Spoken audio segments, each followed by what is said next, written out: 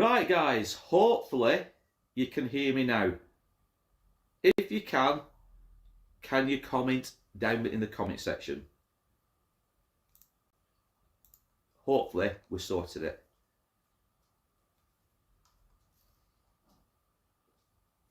Hear me now.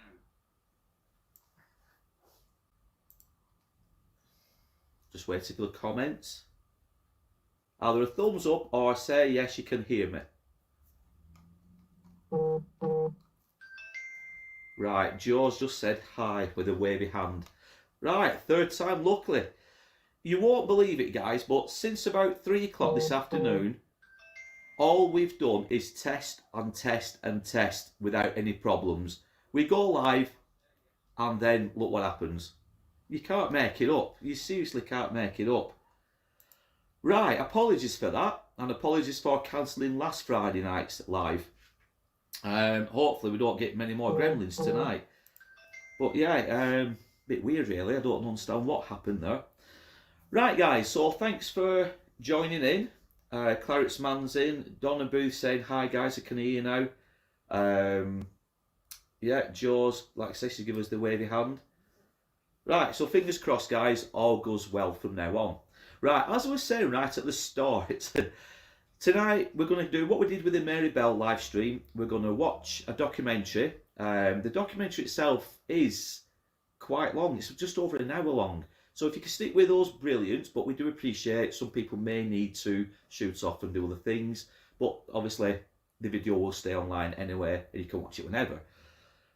What we're going to do as well, guys, we're going to have a break. We may have 2 breaks in this one because last week a few of you said, or not last week, but the last live I should say, a few of you said that obviously toilet breaks would have been advantageous and whatnot to go make a brew. So we'll have a couple of toilet breaks midstream, I think. We'll have a talk about the diary and the story itself and about Jack the Ripper and anything else that you guys wish to talk about. We're also going to do a giveaway as well, which I think we'll do at the end. So the giveaway will be anything out of the shop that we've created recently, so a t-shirt or a mug. Anything you want, the winner, if whoever it is, the winner, you can choose anything you want from that shop. 1 item, obviously, not too many, but 1 item. Anybody who participates in the chat tonight will be automatically entered. Also, those people who have become members this last week, they're automatically added into that competition. So keeping us watching. I'm loving the t-shirt. Yeah, Paul, this is one of the new ones from the shop that we did. I quite like this and the quality is pretty good. But yeah, so anybody who participates in tonight's live chat will be automatically entered and we'll choose one random winner. We'll do that live so you guys can see that we're not fixing anything, it's all above board. We've got a random name generator or random name picker website that will go on. You guys will see us going on it live, and obviously that winner, if you can contact us, we'll give details how to do that, because obviously we don't want names and addresses put over the internet. And like I said, we'll get that popped off to you, and we'll pay for it and whatnot. Judd, hi Judd, how you doing, pal? Now, like I said, we'll give it another 3 or 4 minutes till about 7:15, and then we'll start the documentary. If anybody's got any suggestions, anything that they want to talk about, other than obviously Jack the Ripper and the diary and the story itself, again, comment in the chat.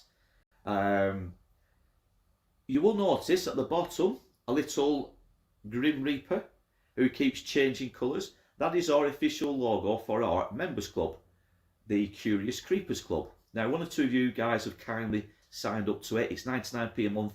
There's no commitment to keep going every month. You can cancel at any time. But for 99p a month, you get a little skull and crossbone next to your name in the chats, in the live chats, as well as any comments you might leave on other videos. We've got plenty of other things coming up in the near future for our members. But at the moment, it's 99p a month. And like I say, you get this little skull and crossbone. The longer you stay with us, every month, that will change colour to a different one. And then eventually, if you can stick with us for quite a few months, then that skull and crossbone will change to a little Grim Reaper.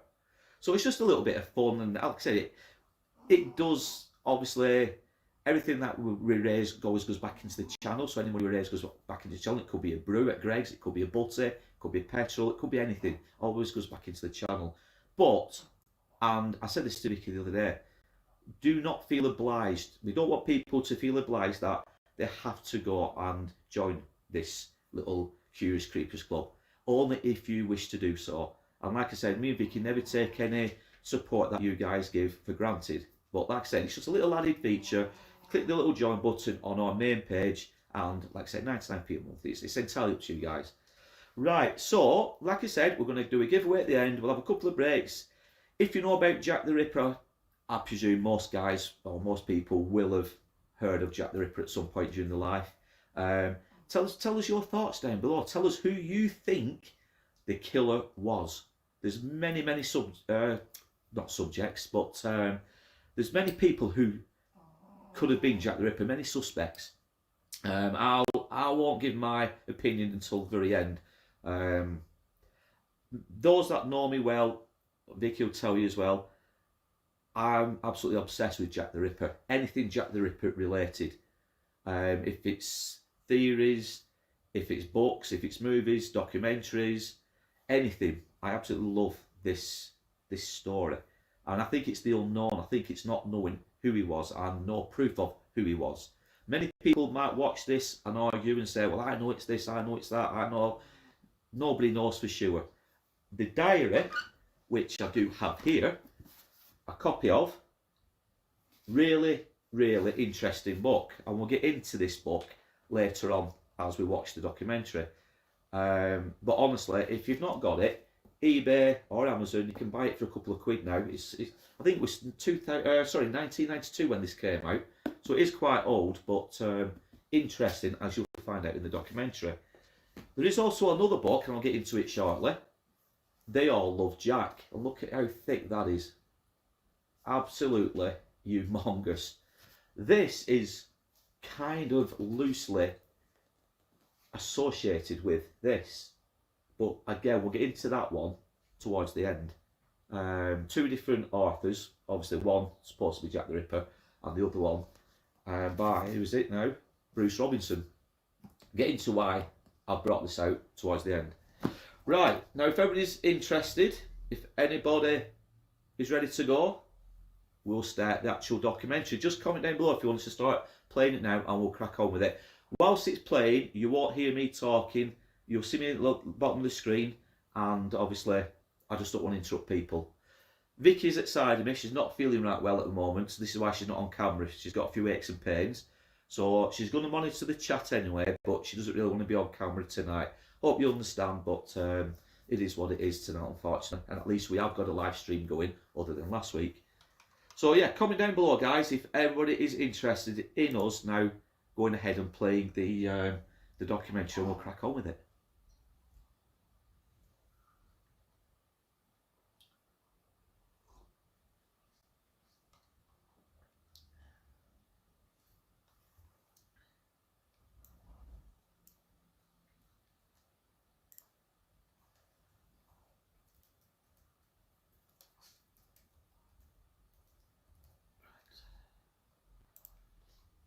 I'm ready, Cheryl says.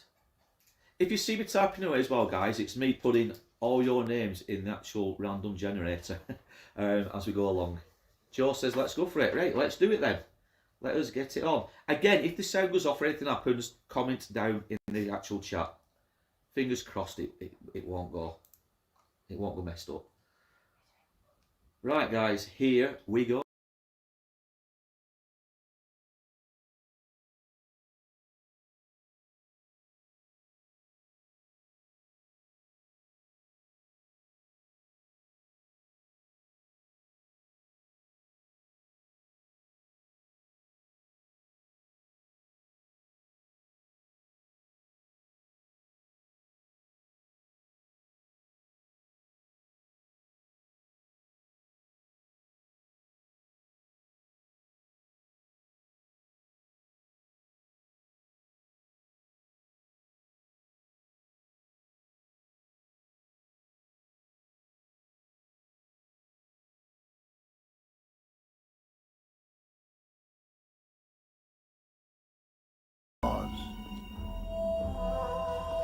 Behind him he had left 5 broken bodies, women on the lowest rung of Victorian society, whose immortality has been guaranteed in death as it never could be in life. Mary Ann Nichols, Annie Chapman, Elizabeth Stride, Catherine Eddowes, and Mary Kelly, whose death brought Jack's brief reign of terror to an end. Since then, the search to discover his identity has continued through a century-old fog that threatened to engulf the truth forever. Then, in 1991, a remarkable document came to light which promised to turn the known facts about the Whitechapel murders of 1888 on their head. Good morning, ladies and gentlemen. I'm Robert Smith, Managing Director of Publishers Smith Griffin Limited. On my right is Shirley Harrison, who is the author of The Diary of Jack the Ripper. I think if the diary is true, then this solves a 105-year-old murder. This is the story of that document. A 63-page handwritten account which claimed to have been written by the one person who knew more about Jack the Ripper than anybody else. A journal written by the same man who so far had only been known to the world by his chilling pseudonym, Jack the Ripper.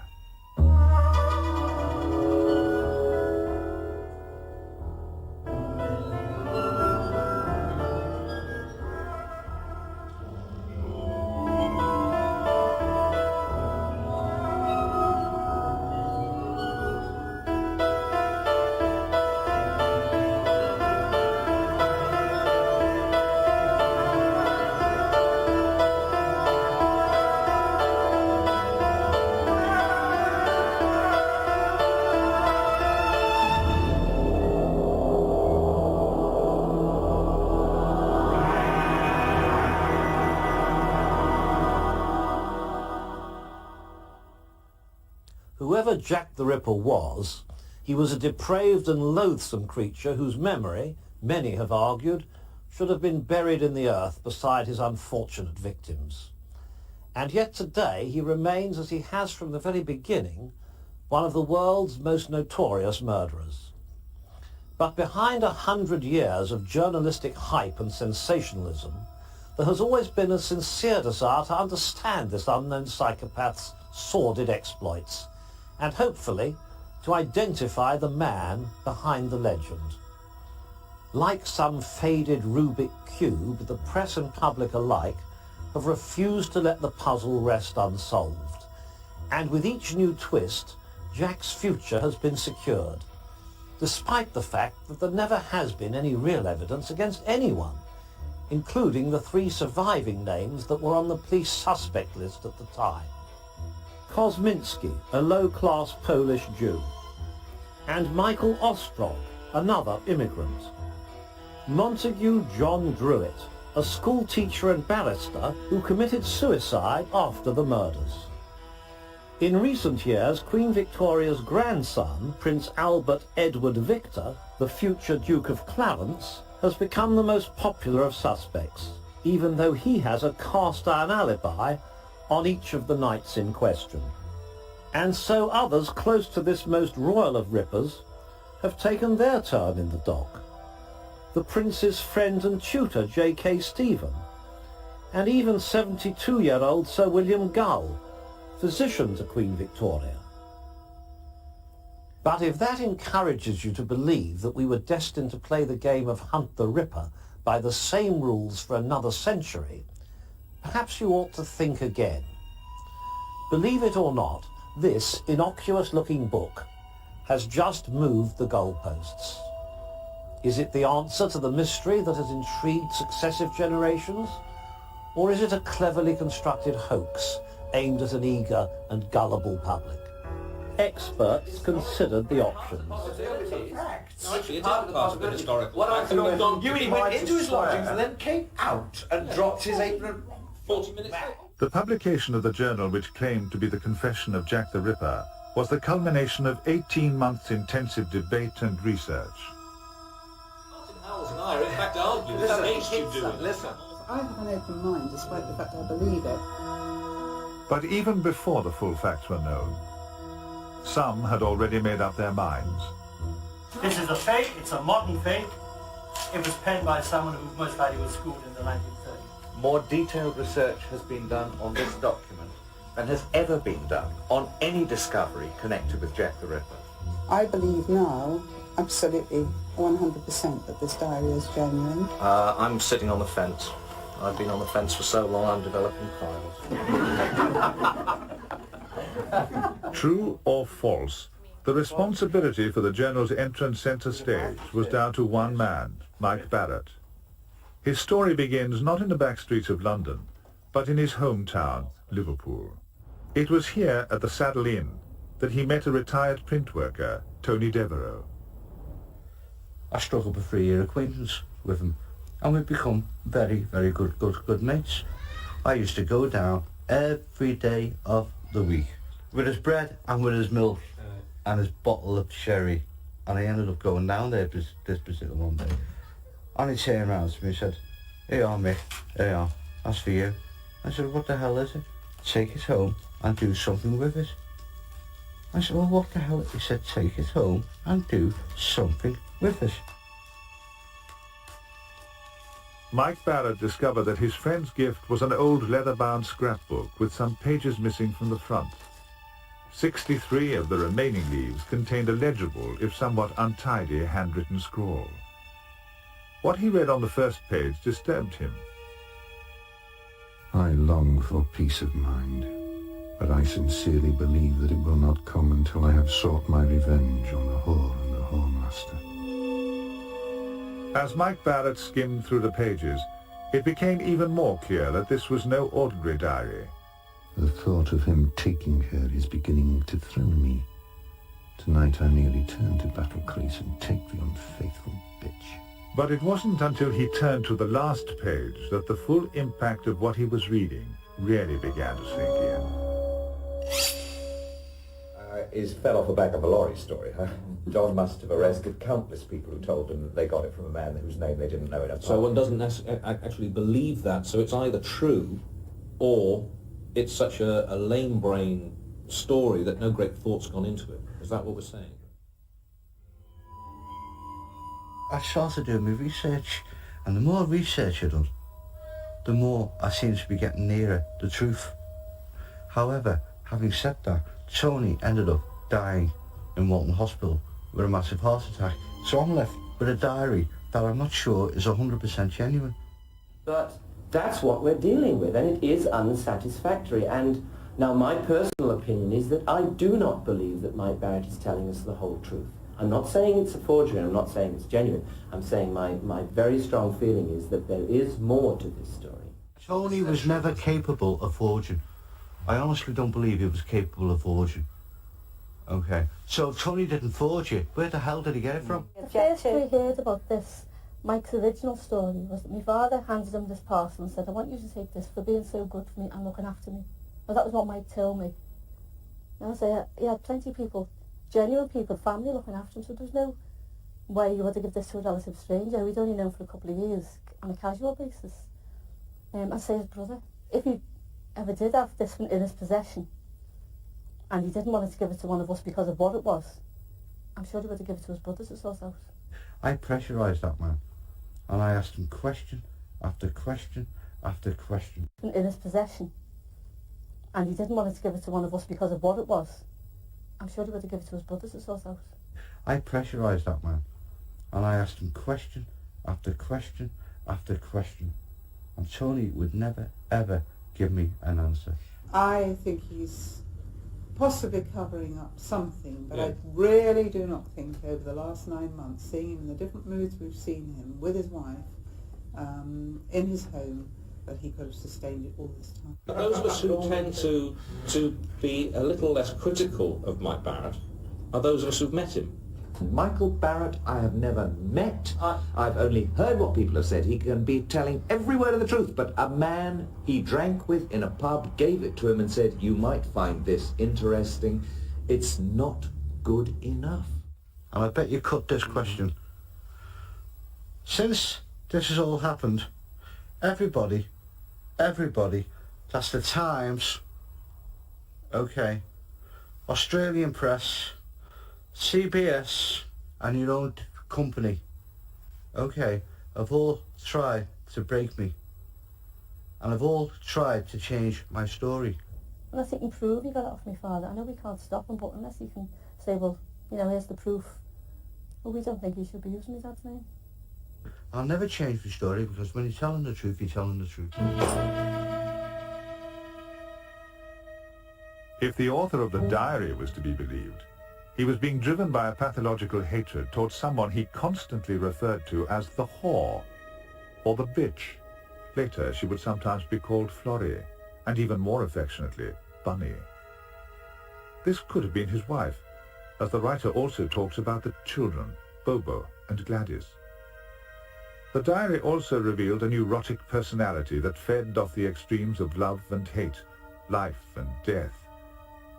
It painted a portrait of a man both tortured and thrilled by visions of his wife sleeping with the whoremaster. So, for example, at the beginning of the account that survived, we certainly see him being very angry at his wife and being very angry at her lover and wanting to harm them, but then realizing he can't harm them, and at least not directly, for fear of being caught. And then one sees the object shift so that it becomes the prostitutes. All whores then become the aim and the object for his vengeance. And the nice thing about the diary is you can actually see that motive change. The diary revealed an incomplete portrait of a man caught between two worlds. A respectable middle-class Victorian father, husband and businessman on the one hand, and a deranged psychopath seeking bloody revenge and sexual gratification on the other. And as for his actual identity, the answer would turn out to be one of the most remarkable elements of the entire mystery. On July the 31st, 1889, at St. George's Hall, Liverpool, Florence Elizabeth Maybrick, wife of James Maybrick, a well-respected Liverpool cotton merchant, pleaded not guilty to her husband's murder following his untimely death from suspected arsenic poisoning. The trial turned the pretty 25-year-old into an international celebrity.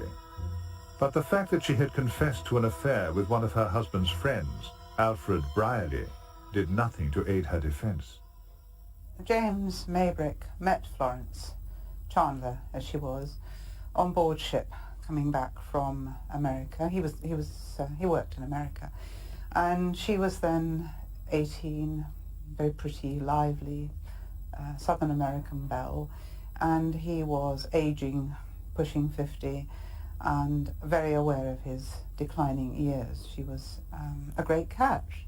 He continued with his womanizing, there's no doubt about that, all the time they were married. She refused to sleep with him anymore, and that was the crunch, really. He began to turn against her, and the marriage broke down completely. And by this time, his lifelong habit of taking arsenic and strychnine had really wiped him out. If the diary is to be believed, James Maybrick's habit of taking arsenic was fueling an already tormented mind. I cannot live without my medicine. I'm sure I can take more than any person alive. But how accurate was this portrait of Victorian drug abuse?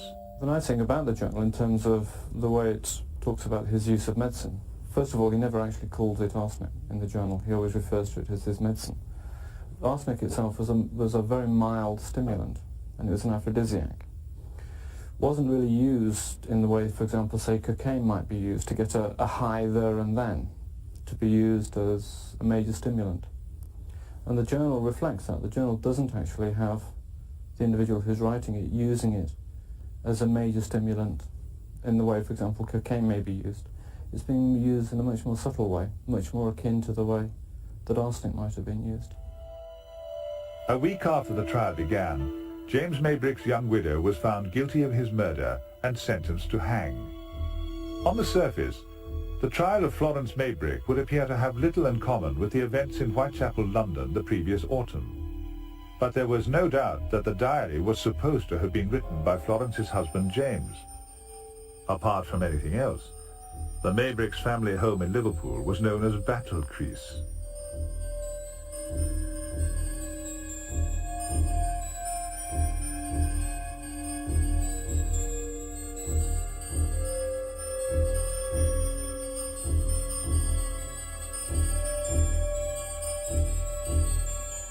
believe the Maybricks moved in at the beginning of 1888, and I have the deeds of the house, but of course there's no reference made to them in the deeds because they rented the property, and then following her trial in 1889, the Maybritts moved out again. This in fact was his bedroom, I believe. His bed was over in the corner there, and off this room was his dressing room, and next door to that his study. Well, the electrics have always been a bit of a problem since I moved in, and I decided to have a total rewire, and they've fitted a new main to the flat in 1989, I think. And then over a 3-year period I had storage radiators fitted, and I had a ring main installed in the flat. The floorboards in James Maybrick's study had been lifted for the first time in over a century, just prior to the diary coming to light. According to the Times newspaper, the electricians denied finding anything at the house at this time, although 2 of them did admit to drinking at the same public house as Tony Devereux and Mike Barrett. In Liverpool, the Daily Post newspaper had been the first to become aware of the existence of the Ripper diary, and the closely guarded secret of the author's identity. They too had expected to reveal a hoax. The first I heard about it was a phone call from a journalist colleague of mine back in April, telling me that on a train journey from Liverpool to London, he had met a man who had the diary of Jack the Ripper. We ran that story in the Daily Post the next day. I thought, if somebody's bringing out a book of James Maybrick saying Maybrick is a killer, I thought, well, it's a hoax. It's a hoax. This piece of scientific apparatus was devised by us in the early stages to try and assess as we were going along what we thought was the likely truth, if you like, about the journal, about the whole affair, the Ripperometer. And as you can see now, it's pointing more towards the truth. I've really been outvoted by my 2 colleagues. I'm still rather sceptical. My gut instinct, perhaps it's feminine intuition or something, but my gut instinct tells me it's true. It is. We've got the man. It appeared to be a hoax and a pretty incredible tale, isn't it? I got the diary of a man I met in a pub. I mean, who would believe that on the surface? So it's been one-sided.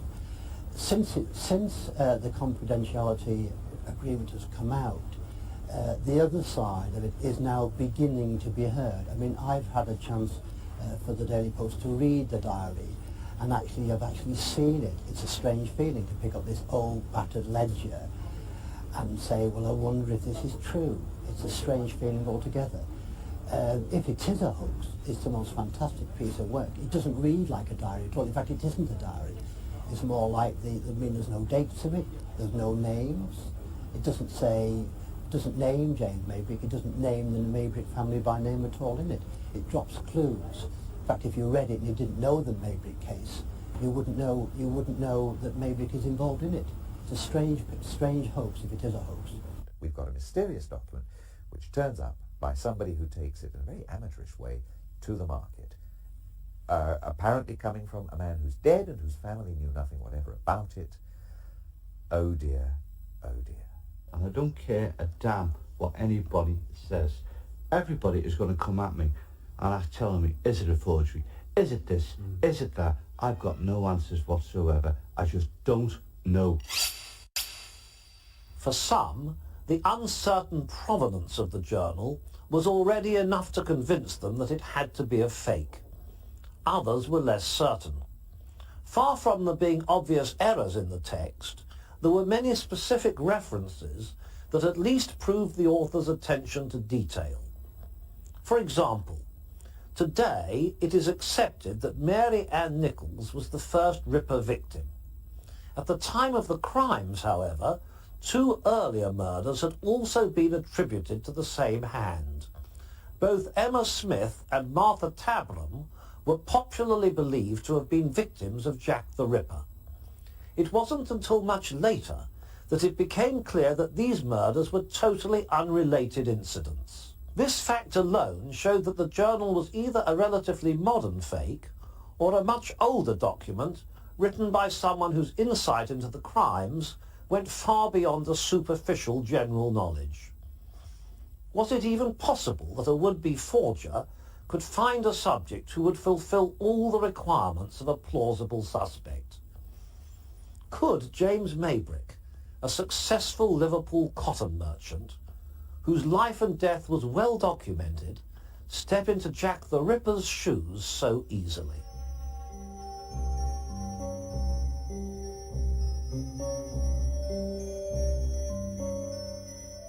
It was in the early hours that Mary Ann Nichols made her way towards Bucks Row in search of fourpence, the price of a bed at her lodging house. At approximately 3:30 a.m.,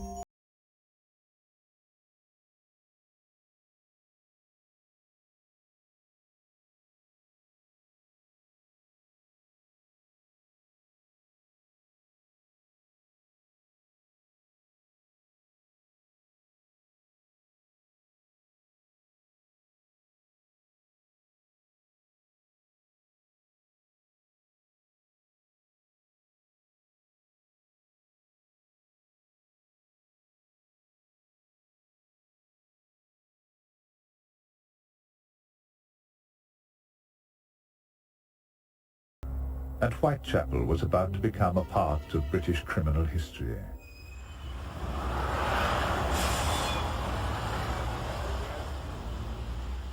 Whitechapel, Liverpool, was and still is one of the city's main shopping streets. To the author of the diary, however, it represents something else. Foolish bitch. I know for certain she's arranged a rendezvous with him in Whitechapel. So be it. My mind is firmly made. London it shall be, and why not? Is it not an ideal location? Whitechapel, Liverpool, Whitechapel, London. Ha ha. No one could possibly place it together. But the choice of murder sites did not rest solely on the author's desire to play games, as Shirley Harrison discovered. We knew that his mistress came from, one of his mistresses, he probably had more than one, but in the early years that his mistress came from London. And we tracked her down and we found her and we traced her story back and we found that she came to London from Sunderland and she lived in Whitechapel. And we found James living there too in the early years. I think that was the time when I suddenly thought, gosh, this, we really are actually onto something here. This is getting quite exciting.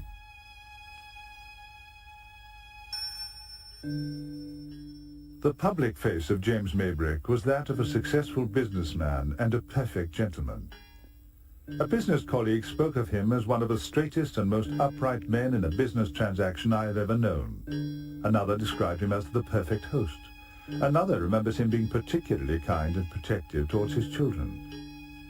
But the truth that lay behind the heavy drape of Victorian double standards told a very different story.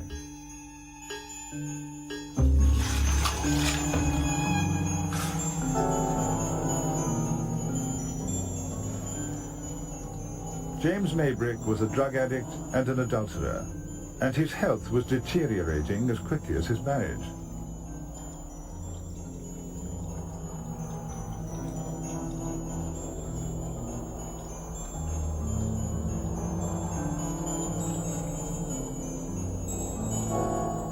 The commonly held belief, however, was that Florence had first met her future lover, Alfred Brierly, in December 1888, too late to provide the suggested motive for murder. In fact, they met in 87, a whole year before it's generally supposed they met. So that by the time the diary begins, which we've worked out to be probably March 88, they were already great friends. Yet again, the diary had shown itself to be historically accurate, and the possibility remained that we were stepping inside the dark and distorted mind of the real Jack the Ripper for the first time. I will not allow too much time to pass before my next. Indeed, I need to repeat my pleasure as soon as possible.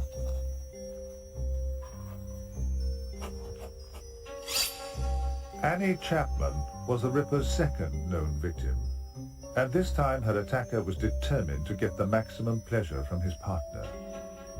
A strong hand seized her by the throat and sliced into it twice, virtually severing her head. Then, drawing her legs up and pushing her coat and skirt out of the way, he drove his sharp, pointed knife into her stomach. He reached in and lifted the small intestines, placing them above the right shoulder.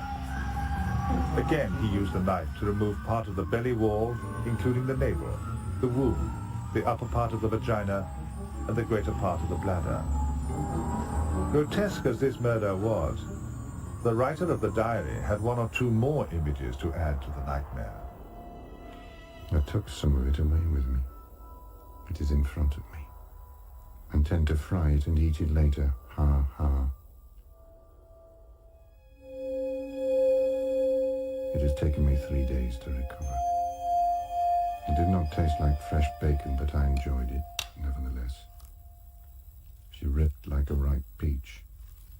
I will not feel guilty. It is the whoring bitch to blame, not I. I've left the stupid fools a clue which I'm sure they will never solve. Once again I've been clever, very clever. 1 ring, 2 rings, a farthing, 1 and 2. Along with M, ha ha, will catch clever. Jim, it's true, no pill left but 2. Inspector Joseph Chandler was one of the first officers at the scene. Apart from a leather apron that belonged to the son of one of the tenants, Chandler discovered a piece of screwed-up paper and a piece of torn envelope. The paper contained 2 pills, and on the envelope, written in a man's hand, the letter M. At 6:30, the body was removed. It was now that he noticed the contents of the deceased's pockets, which were lying in an apparently neat pile. Popular accounts exaggerated the find as a pile of rings and coins. And although 2 brass rings had been wrenched from her fingers, the rest of her meagre possessions amounted to no more than 2 combs, a piece of coarse muslin, and, almost certainly, 2 farthings. 1 ring, 2 rings, a farthing, 1 and 2. An interesting factor about his relationship, for example, with his wife. He tells us when he's thinking of the children that he's going to force out all thoughts of the children and just think about his wife when he's actually going to do the killings. So naturally one would expect that the victims, the more akin to his wife, the more they look like his wife, the more they resemble her, the more they would be a suitable victim.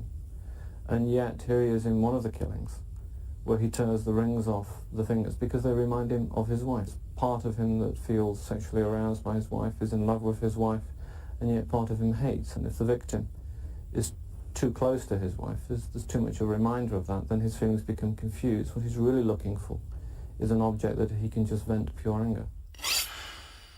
Whoever Jack was, he was beginning to take more and more risks with each new exploit.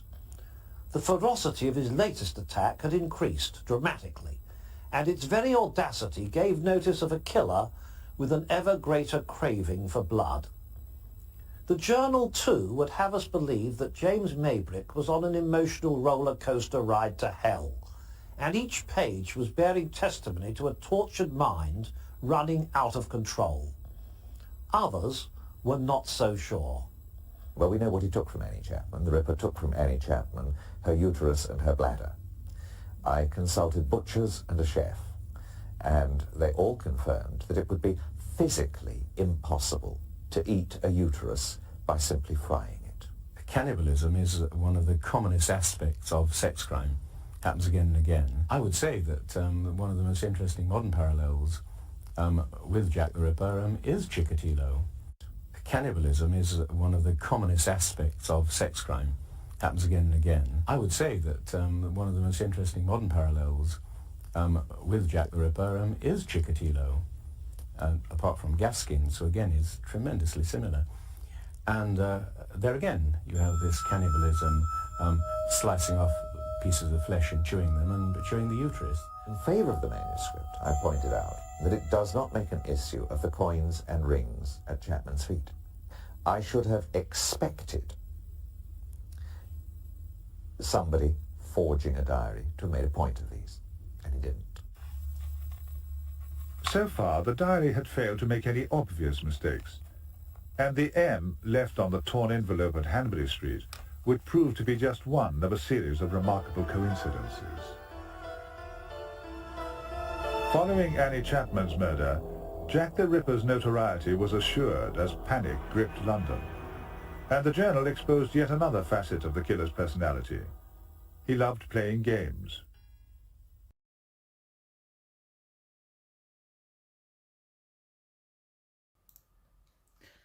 So, if everybody's okay. Can you still hear me? If so, comment down below in the chat. If people need to go for a brew or a toilet break, please do so. What just we say 5 minutes, we'll have a chat about what we've heard and seen so far. Interesting. I've seen this documentary myself. Oh, God knows, I don't know, dozens upon dozens of times. Can I say for certain the diary is fake? No, not really. Some say, as I commented in the actual chat, some say that the actual diary itself has been proven to be a fake or a hoax, but I can't find anywhere which writes about this and says this. Yeah, it's I don't know. I can't honestly say if it is fake or not.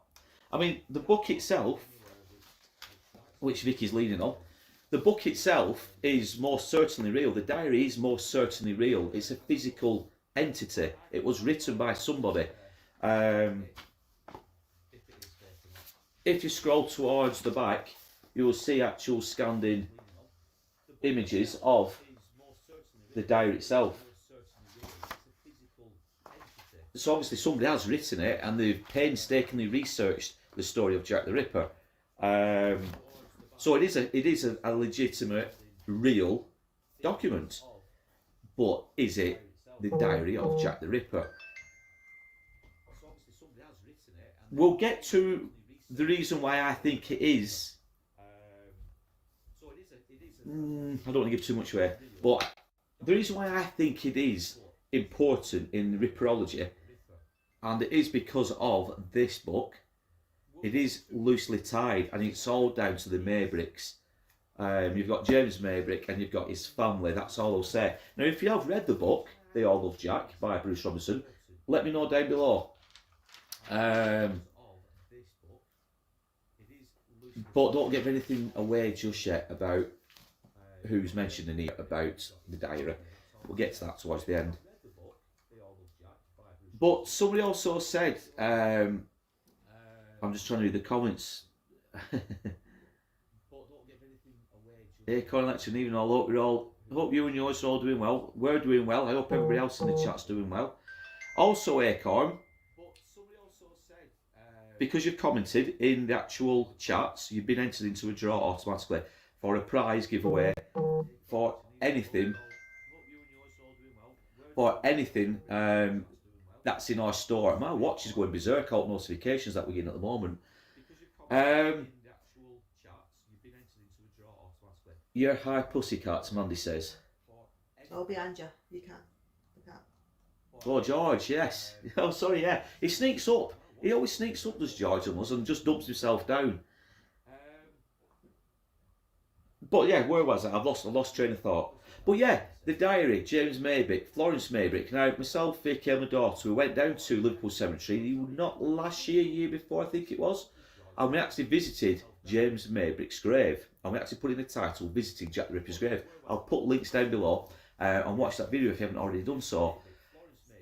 Was James Maybrick Jack the Ripper? I'm not going to say anything right now, because again, there's more in this documentary that we'll get to shortly. But tell me your thoughts down below, guys. Tell me your thoughts. You know obviously about Jack the Ripper, but who do you think, out of all the names, let me know down below what your theories are. Was it Masonic? Was it a chancer?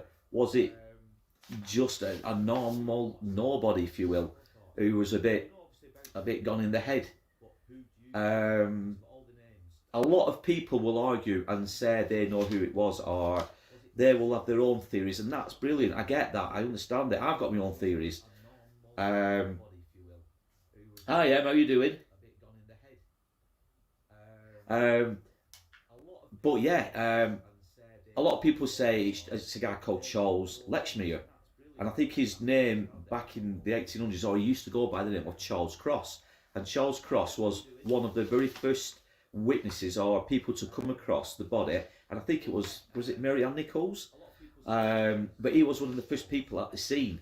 Now he has been linked to being a suspect or being Jack the Ripper over these last maybe couple of years or so. Books have been written about him. So that's a very interesting story. And there is a guy on YouTube, and I'll put again links down to his channel, very informative, and it talks about Charles Lakshmir and the clues and all the evidence pointing towards him being the Ripper. Really interesting stuff. But this guy, I can't remember his name, but I will put links down below. But watch his videos; they really are informative. And he visits all of London, all of Whitechapel, and he tells the story and the history and the story of Charles Lakshmir or Charles Cross. So yeah, watch him. What time are we on now? If we give it another couple of minutes, if everybody's all right, and then we'll carry on with the documentary. Have people seen it before? Again, Vicky's just asked me, have you actually seen this documentary before? Again, it goes back to, I think, 1992. We've got it on VHS, of all things, in the loft. I mean, again, like I said, I've watched it dozens of times. Because I just love Jack the Ripper, personally. I absolutely love it. Richard says, I would guess Maybrick's wife will be buried at the prison she was hung at. No, she wasn't hung.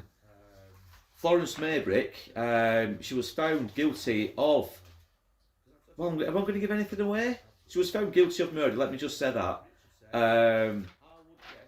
But she wasn't actually hung. She was actually released.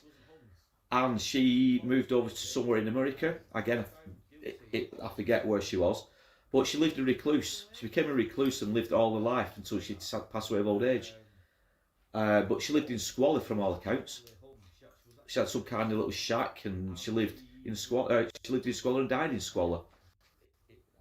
Acorn, for me, maybe Monty Druitt, maybe Francis Craig. I think maybe I saw it in the 90s. My mum watched stuff like this. Again, Monty Druitt, yeah. You had, is it Francis Tumblety? Monty Druitt, as you said. They've always been mentioned. Walter Sickert. He was another one, wasn't he, who was linked to being the Jack the Ripper. And Walter Sickert was a famous artist who, if I remember rightly, did he do a series of paintings? The Camden Ripper, I think he based them on. Also based on Jack the Ripper. Let's go back a bit. Hem says, hi, I'm okay, hope you two are. Yeah, we are okay, but Vicky's, she's feeling a little bit achy. She's got a few aches and pains, so she doesn't want to be on camera tonight, but she's sat at the side of me. Em says, no, I haven't seen it before. Have I missed half the video? Yes, we've watched probably about 25-30 minutes of it. I think there's probably another 30 minutes to go. And I did say to people right at the start that obviously we appreciate it is a longish one. And if people do go away, disappear, they can always come back to it later. There's no problem with that. But because you've actually mentioned and you've commented in the live chat, you have been entered into a giveaway at the end. And we're going to do that giveaway live so people know it's not all fixed and it's all above board. And yes, that is Bagpuss behind us. This is George. How old is George now? He must be about 12 years old. Cheryl says, like it said previously, the women were vulnerable and poor, and there are psychopaths in the communities or in communities who will prey on these women. 100%. A bit like the Camden Ripper video we've just done. He preyed on ladies of the night, didn't they? Prostitutes. Right. If everybody's okay, it's a couple of minutes to 8. Let's do the second part of the video, and then yeah, we can chat a little bit more, and then we'll do a giveaway at the end.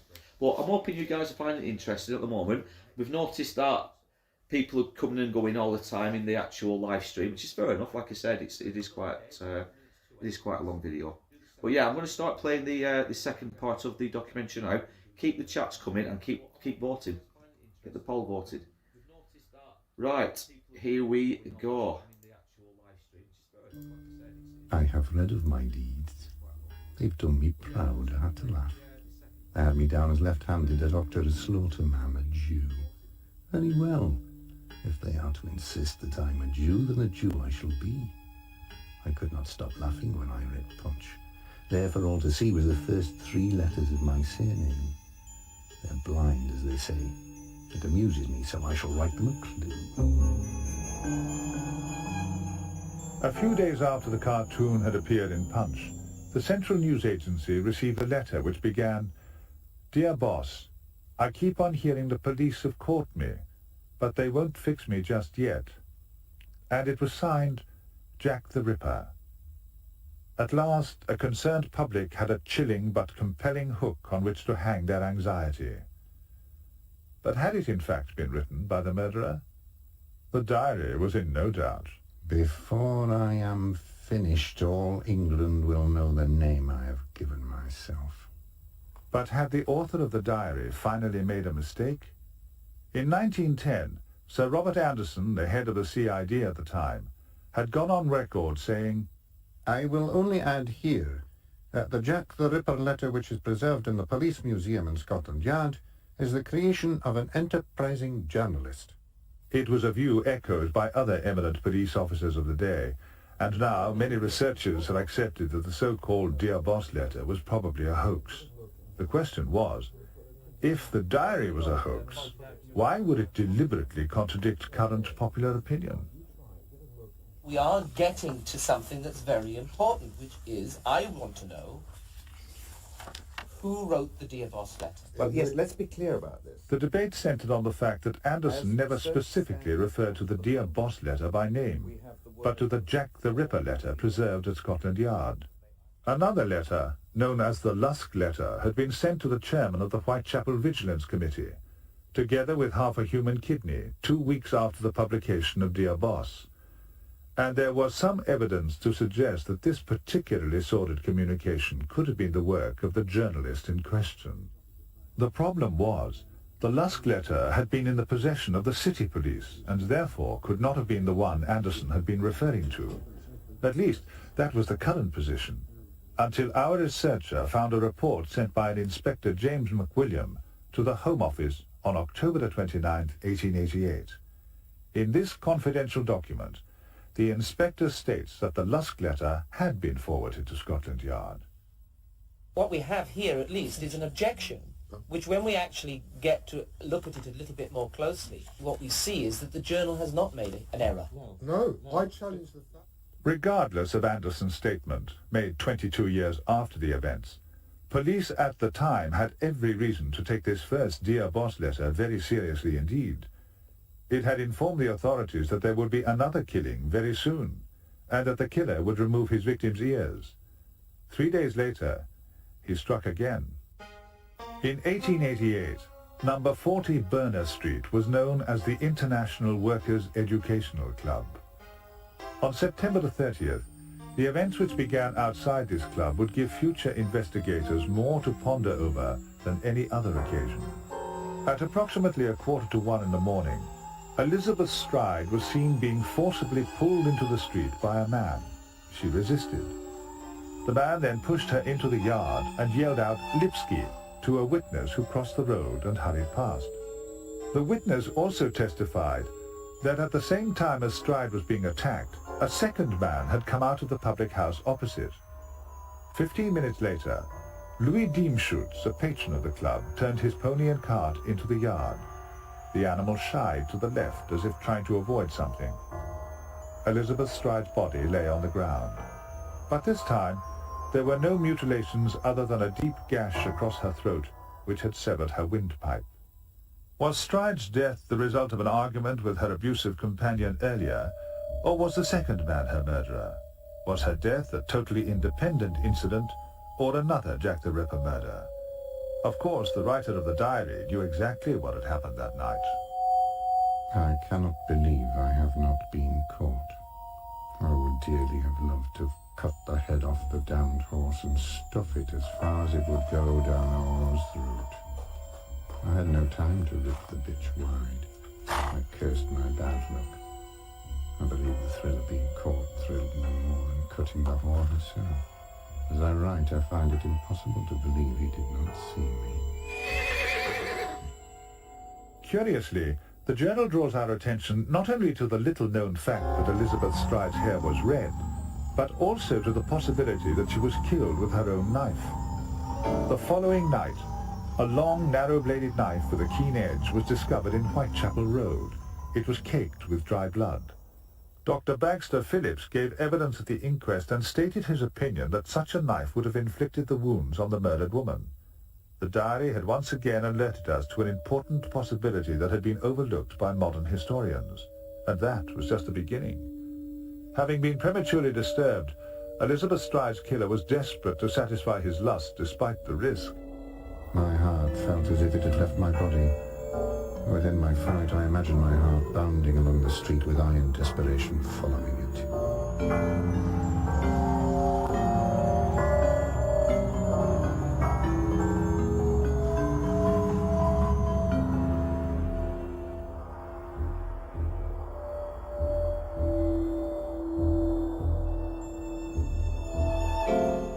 My satisfaction was far from complete.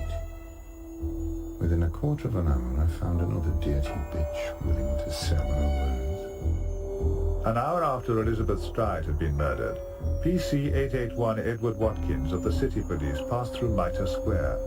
The sight that greeted him was nothing less than diabolical. In a dark corner lay Catherine Eddowes. What had been her face was now a clownish mask of horror.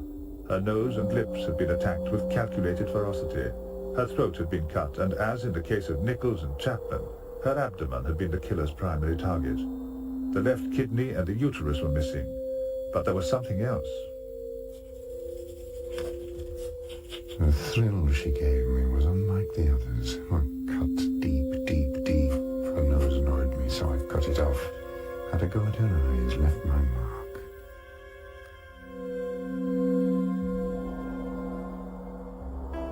Under each of the victim's eyes had been carved two inverted V-shaped marks. Together they formed the letter M. The killer was playing games, and so was the author of the diary.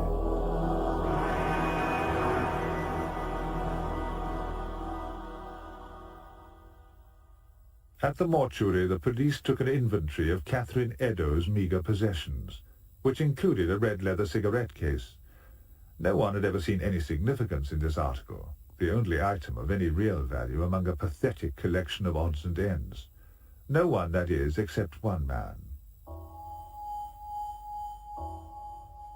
He believes I will trip over, but I have no fear. I cannot redeem it here. Of this certain fact I could send him post-haste if he requests that be the case.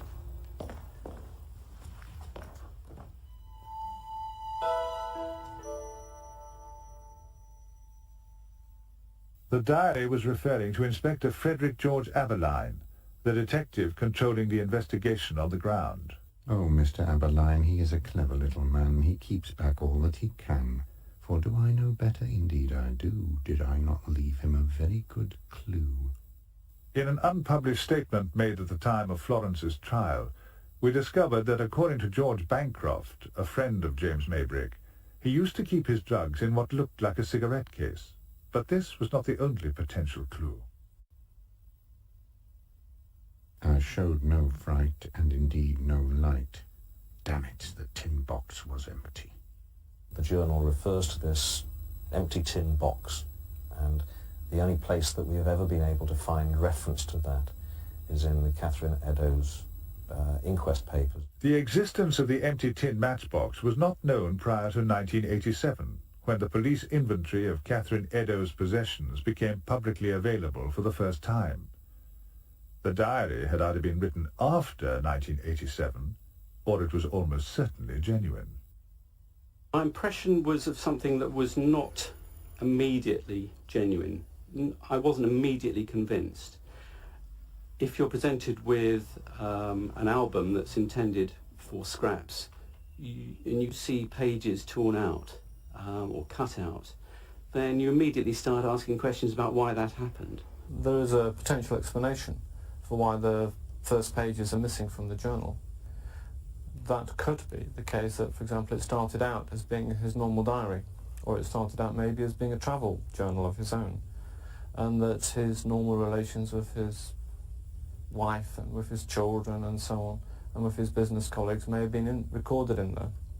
But that as time goes on, as he discovers his wife's infidelity, he then starts to put down his feelings inside that journal. And instead of it becoming a record of his normal family life, his normal marital life, and his normal diary, it's rapidly become a piece of his psychopathology. It's now used as as a way of venting his feelings. It's now used as a way of expressing his feelings. And it would be understandable that he wouldn't want the two parts to be together in the same place. So he might well remove the first part of the diary. I've had a chance now to look at it at greater length. I've read all the forensic documentation and so on. My conclusion on the diary is that it could be of that date of 1888-89, but it could also be later. I mean, he just didn't go out and get a book and a bottle of quink and sit down and write it. And so that's the next question, the bottle of quink. How easy would it be so, now to get yourself a bottle of quink that would pass the test? If somebody was going to produce a forgery of a Victorian diary now, they'd have to have some awareness of the inks that were being used at that time. It wouldn't be impossible to reproduce the ink. You just need specialist knowledge. Inks of their nature dry out over time. It would be quite difficult to get hold of a Victorian ink, I feel, that is still usable. Initially, there was certainly nothing that I could see in it which would preclude the ink being of potentially Victorian date. That begs a number of questions. The British Museum confirmed that in their opinion the diary was Victorian. The ink had also survived the closer scrutiny.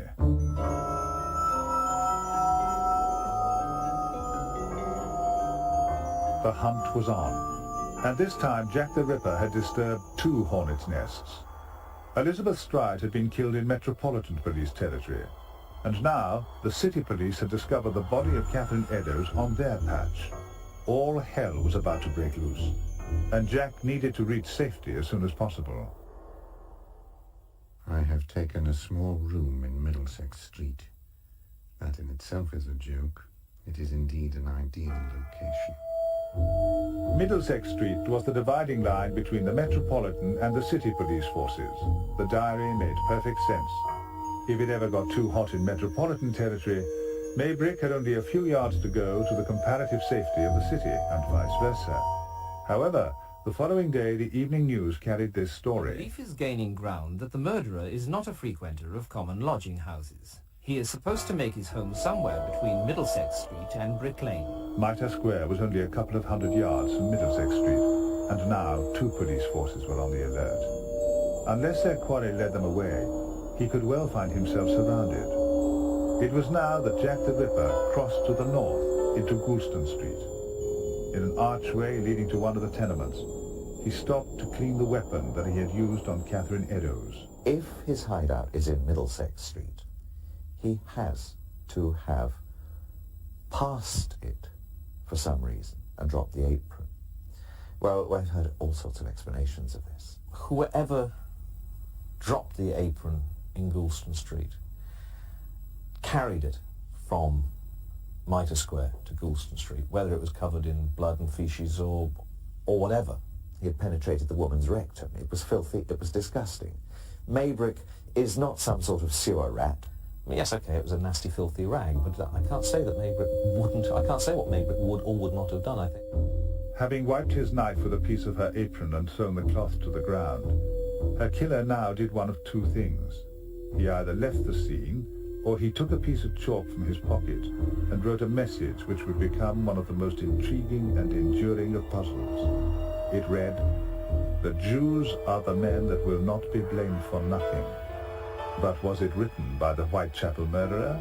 And if so, why was the word Jews spelt incorrectly? Apparently, James Maybrick knew the answer. Very well. If they are to insist that I'm a Jew, then a Jew I shall be. I wonder if they enjoyed my funny Jewish joke.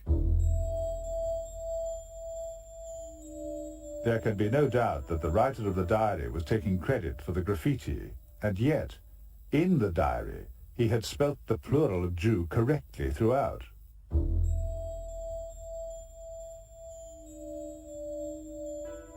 It didn't appear to make any sense, or did it? In a Scotland Yard report filed by Inspector Henry Moore in 1896, he had quoted the Goulston Street graffiti as having been undoubtedly written by the murderer. He continued by saying that the word Jews was spelt precisely as it had been originally. The solution, as far as the journal was concerned, had literally been staring us in the face the whole time. Did the word spell Jews or James?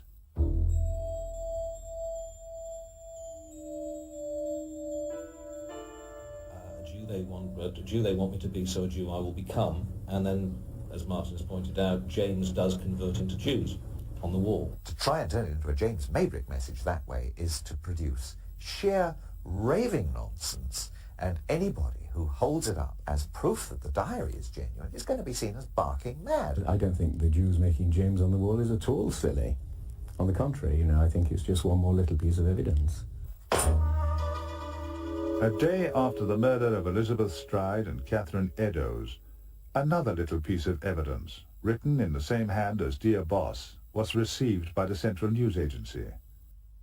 I was not codding, dear old boss, when I gave you the tip. You'll hear about Saucy Jackie's work tomorrow. Double event this time. Number one squealed a bit, couldn't finish straight off. Had not time to get ears off for police. Thanks for keeping last letter back till I got to work again. Jack the Ripper.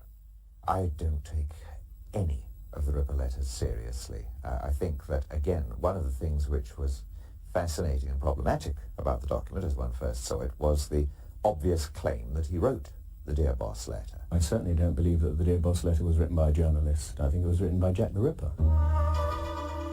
Confirmation that the ears had not been cut off as promised in the earlier letter was just one detail that encouraged the police to believe that Dear Boss had been written by the murderer, so much so that facsimiles were circulated throughout the city. Research has also revealed that the postcard had been sent from the same district where the bloody knife that could have killed Stride was found, and at the same time. Further evidence was also coming to light as close examination of the diary uncovered links to other obscure references. They revealed an emerging pattern of clues. According to Assistant Commissioner Sir Melville Macnaughton, one of the first poems he had seen on joining Scotland Yard in 1889 read, I'm not a butcher, I'm not a yid, nor yet a foreign slipper, but I'm your own light-hearted friend, yours truly, Jack the Ripper. According to a 1937 source, this poem had been received 2 weeks before the Dear Boss letter. In the diary, James Maybrick thinks of his brother. Michael would be proud of my funny little rhyme. Recent research has also come across a hitherto unpublished letter sent to the Central News Agency on October the 5th. At this time in the diary, our author writes, I shall send Central another. I would say that if this is a forgery, then the number of coincidences are so tremendous that the man has really had incredible luck. I would say that if this is a forgery, then the number of coincidences are so tremendous that the man has really had incredible luck. No, I don't think that in any sense James Maybrick is the easiest of people to use. I think he's a very risky person. The way in which the forger has had enormously good luck is that Maybrick was a hypochondriac. He went to his doctor or chemist about 70 times a year, didn't he? And this is recorded. Those visits went down in their logs and in their prescriptions books. And by incredible good fortune, not one of those 70 times conflicts with the times when the diary says Maybrick was in London. I don't think that anybody could really have had that much luck.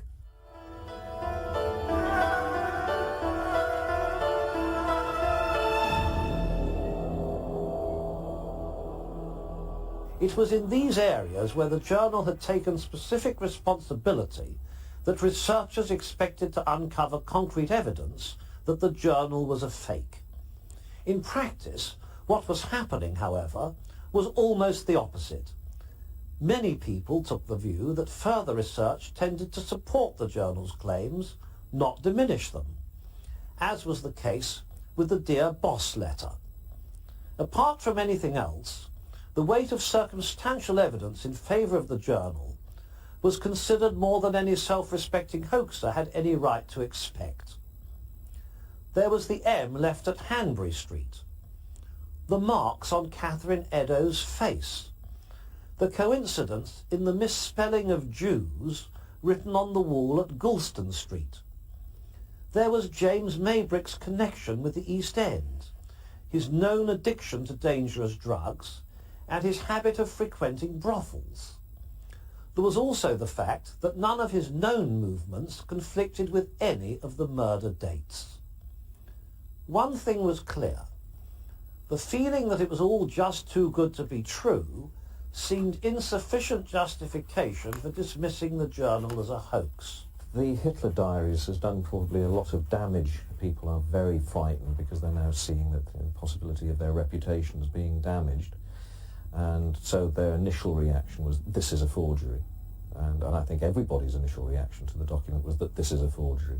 It's just that as time has gone by, the proof has been lacking. Those who believe in it most passionately now are going to be the first to admit that when they first heard the suggestion James Maybrick was Jack the Ripper, and here's a journal to prove it, their instant reaction was rubbish. I think it is the natural reaction. Yes, I think it all begins to sort of come together for me. As I say, starting off rather dubious about the whole thing, I've gradually become more and more convinced. There isn't anything that I know that actually shows that this is a modern forgery. It's not the sort of diary that I could imagine someone writing as a hoax. Sit down to write. I mean, perhaps if you and I were writing a hoax, we'd do it more dramatically and perhaps more logically. This, to me, reads the ravings of a tormented soul, you know, unless it's a double bluff. But this is, if it's a double bluff, it's an incredible piece of work by someone. The debate surrounding the Dear Boss letter had raised more questions than answers. Not least was, why would a forger take responsibility for writing a letter which may have been written by someone other than Jack the Ripper? Furthermore, having so decided, why did he make no attempt to copy the handwriting? The Dear Boss letter, first of all, I couldn't see the original. In the public record house, it looks like an original, but it's not. And the evidence is that we have the two parts of a postcard on the same side. So, no pressure at all. The handwriting is like a copybook almost. It is a facade writing. It's not spontaneous. It's more like a painting or like plans that someone draws. It's not writing. It's not a real writing. It is very, very hard to compare it to any other kind of handwriting. Anna Corrin is one of the world's leading handwriting experts, and it made sense that anyone writing to the police would disguise their hand. But what about the diary? Could someone have emulated the characteristics of a complex and disturbed personality? No, no way. It must be someone who is disturbed. It couldn't be someone who can pretend all these handwriting characteristics and adopt them without having it in his character. My first impression was that the writer of this journey was totally disturbed, very weird, with a strong schizophrenic tendency. This is the most famous or known schizophrenic woman. She had 97 characters in one body.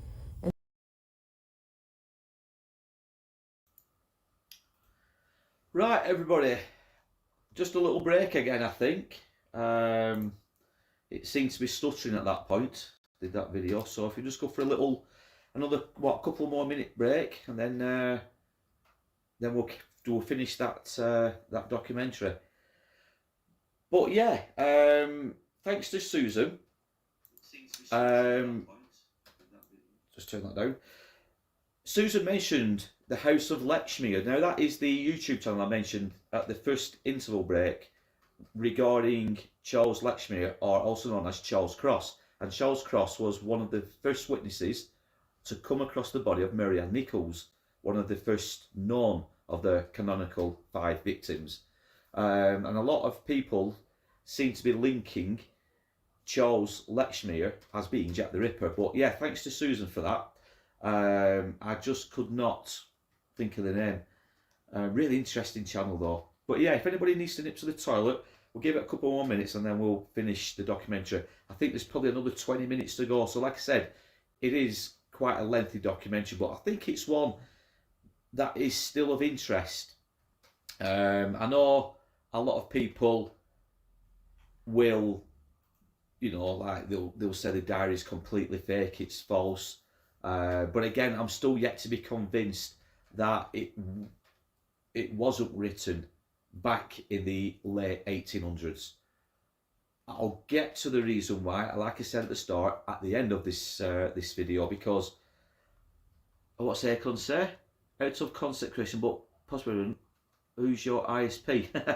ISP, we're with BT, aren't we, Vic? I think, top of my head. ISP, is that? Yeah, sorry, we're with BT. Been with them now for about, I don't know, 7-8 years. Never had any problems. Not that I'm obviously being sponsored by BT in any way, shape or form. But BT is who we're with. But yeah, the diary itself for me, I personally believe it was written back in the late 1800s, round about the time of the Ripper murders, if not slightly after the last known victim, which was Mary Kelly. But again, I don't want to give too much away just yet. But for those who know where I'm going with it, the diary does have close links with They All Love Jack, the other book. And the reason why I mentioned about remembering some of the tone and the terminology and the riddles in the diary of Jack the Ripper, and it's all, like I said guys, it's all in the actual diary towards the back, the actual writing itself. You'll get to understand why I say remember that again at the end, because there is a famous musician, or there was a famous musician and a songwriter from the 1800s who was really good with words, and they have close links with the diary of Jack the Ripper. But yeah, give us your thoughts. Keep your thoughts coming. Some of your theories. Like I said, 1 or 2 people have said it could have been a police officer. I've read that a few times. Yeah, he keeps moving, doesn't he, does George? He does it. He gets comfy here all the time because there's a radiator behind me and it just gets warm next to it. But yeah, so there's the police. Some say it could have been one of the morticians, the people, you know, the people who dealt with the bodies when they arrived, because there is history, isn't there, with serial killers who always like to visit and frequent the scenes of the past crimes. And you could argue and say that back in 1888, when these murders took place, the victims were being taken to these morgues, and it could have been one of the helpers, not doctors, but one of the morticians, like I said, who perhaps revelled in his work, in his gory work. But I have read that a few times. So we've got police. People say royalty, the royal family, but I think that's been written off now as being complete rubbish now. Like I said, Walter Sickert, the famous painter, we mentioned him earlier. Montague drew it. Is it Kosminski? I think he's been one of the most written about. Tumblety, Francis Tumblety, I think we mentioned him at the start. There's absolutely hundreds and hundreds of theories and suspects.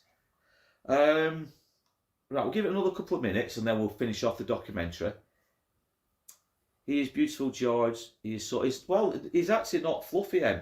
He's a short-haired Persian? Short-haired Persian. But he's got a grubby face, you can see around his nose. Yeah, you can see around his nose. He's old now. He's an old chap.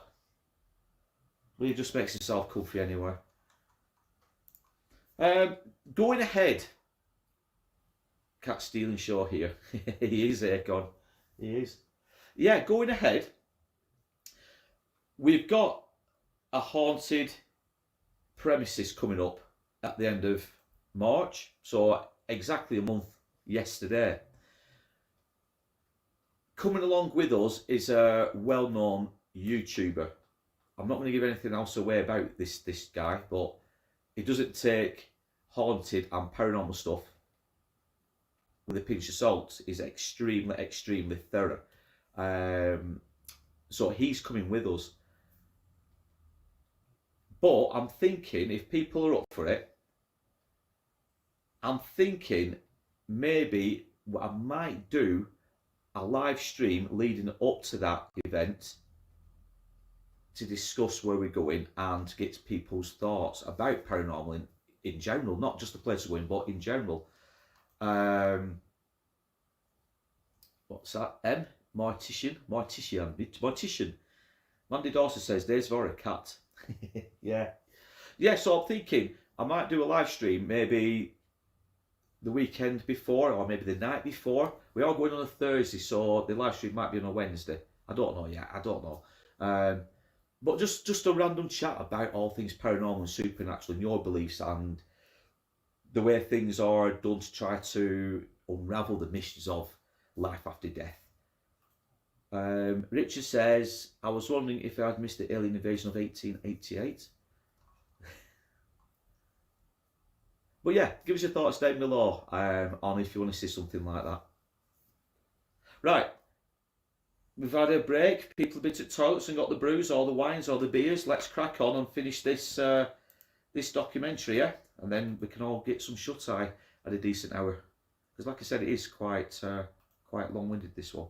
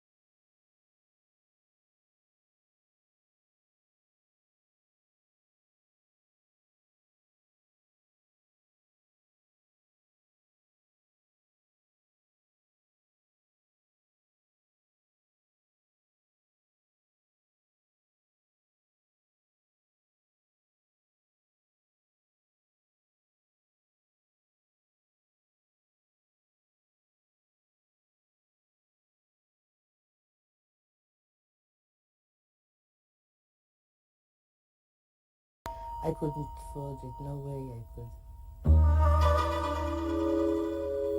Despite Anna Corrin's conviction that the diary had been written by a dangerous schizophrenic psychopath, other experts had determined that the only written document apparently signed by James Maybrick, his last will and testament, was in a different hand, and therefore the diary had to be a forgery.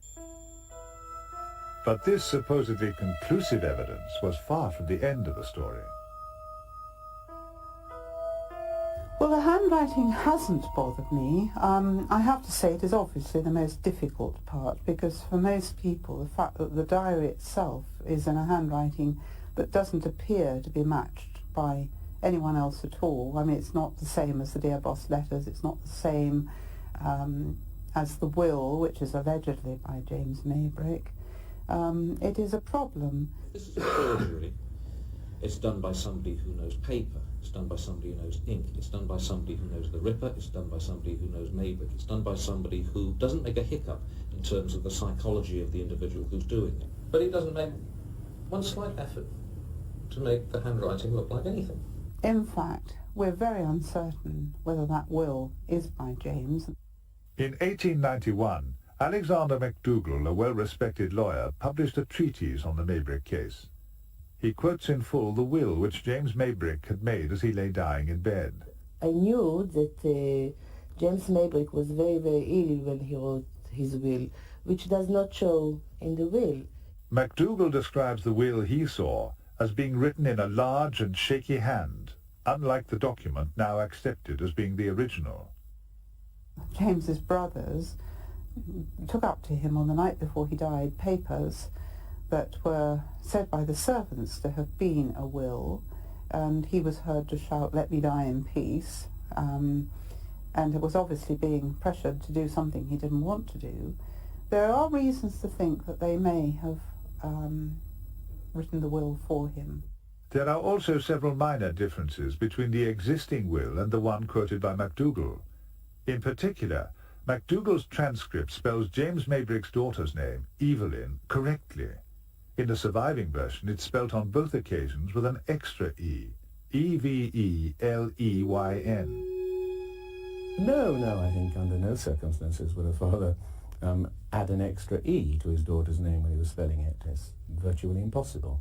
By the end of September, various lines of police inquiry had shown some promise. The phrases "Dear Boss," "Fix me," and "Shan't quit" in the original Dear Boss letter and later correspondence had already encouraged the belief that Jack the Ripper could have been an American or have had an American connection. James Maybrick had lived in America until 1881 and had continued to visit regularly on business. Further investigation reveals that there was also a strong connection to Maybrick's hometown, including several letters postmarked Liverpool. Another was written on newspaper, but this time it wasn't the message that held the clue, but the first line of the first article. Liverpool has been shocked at the mad escapades of one or two well-known businessmen. Liverpool has been shocked at the mad escapades of one or two well-known businessmen. On October the 11th, the Liverpool Daily Post carried a story of police travelling to Liverpool in search of the owner of a suspicious black leather bag that had been left in a London hotel. Our research has since uncovered an earlier advertisement calling for hotel guests to reclaim lost property at the Charing Cross Hotel. On the list was a curious surname, S.E. Maybrick. The net was beginning to close. A letter written in 1913 by Inspector John Littlechild, head of the secret department at the time of the murders, confirms that a team of detective officers was sent to America to interview a suspect. Yes, he was an American. He was a likely suspect, to use Littlechild's own words, to my mind, a likely one. And really doesn't enlarge much more on it than that. His suspect was not James Maybrick, but... Yes, he has got a Liverpool connection, which is very interesting. Another coincidence, or had the police got the wrong man? On the night of the double murder, Jack the Ripper had been seen by various witnesses. Soon after, this sketch had appeared in the Daily Telegraph.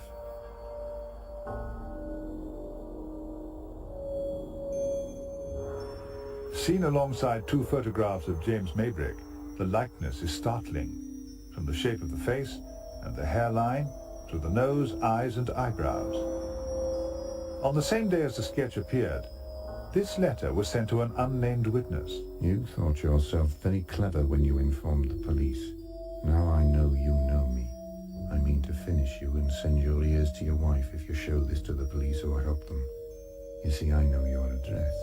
It was signed Jack the Ripper, and document experts agreed that it was written in the same hand as the Dear Boss letter. The plain fact of the matter was that after 18 months, the final proof of the journal's authenticity had been as elusive as ever. The main hope was that somewhere another example of James Maybrick's handwriting existed, something that would finally prove the journal one way or the other. So far, extensive research had failed to unearth that vital link. But then something did turn up, something that nobody had bargained for. Just before we were due to go to press, we had another phone call from another bloke in Liverpool to say that he had a watch. I was at work talking to a couple of friends about watches. Somebody bought a watch and I said I had an 18-karat gold watch at home. And I bring it in to show them. I showed them how to open the back and the front, and we're looking in it, and the light from the window, you could see the scratching inside the back of the watch. And we thought, oh God, here we go, pull the other one. Nobody's going to believe this. And in fact, we all thought what a dreadful liability this was going to be, because in fact, far from supporting the diary, we were afraid it was going to undermine it, because it looked like a forgery. Inscribed very faintly on the inner cover of the Victorian watch was, "I am Jack," James Maybrick's signature, and the initials of Jack the Ripper's victims, plus two more that the author of the diary had claimed he had killed in Manchester. Research to date had failed to discover these unreported murders, but their inclusion in the watch meant that the engraver was privy to highly confidential information.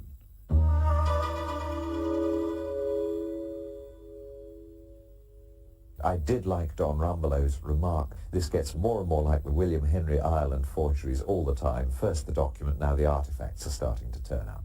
My initial reaction to the watch was exactly like yours, that, you know, this is just too good to be true, it's got to be concocted. But this microscopic evidence does seem fairly conclusive. At Manchester University's Institute of Science and Technology, one of the country's leading metal experts, Dr. Stephen Turgus, examined the scratches under an electron microscope. He found nothing to indicate that they had been done recently, and, importantly, several minute particles of brass left by whatever instrument had made the engravings had, unlike the gold, corroded enough to suggest that they had been embedded in the surface many years earlier.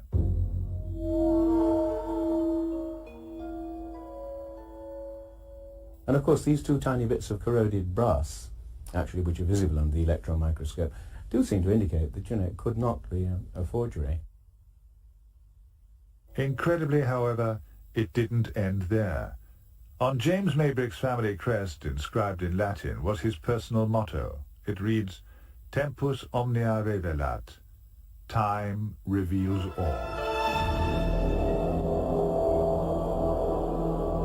Whether the Sunday Times had revealed all was still debatable. Among other things, together with document examiner Kenneth Rendell, they had accepted the Oxford English Dictionary's reference that the term one-off, used in the diary, had only come into common usage in 1934. Had they found a fatal mistake? You have the vernacular use of expressions long before they get into the dictionaries, and certainly the use of one-off, which was one that caused trouble at the beginning, we've now found turning up in builders' records and in engineering records in the 1860s and earlier. This time, the diary had not only proved to be historically accurate, but it had exposed the shortcomings of existing reference material. Nevertheless, opposition to it was still mounting. Forensic scientist Rod McNeil, having conducted an ion migration test on the ink and paper, was adamant the diary had been written in 1921, give or take a dozen years either way. Later, however, he conceded that long-term environmental conditions could make the document even older. I was in Melbourne when somebody said to me, oh, it's all been proved to be a fake, and I said, oh my God, no. Then they produced me the press cutting in which he said it was a fake written round about 1921, give or take 12 years. I said, oh, thank God for that. That means it's definitely genuine.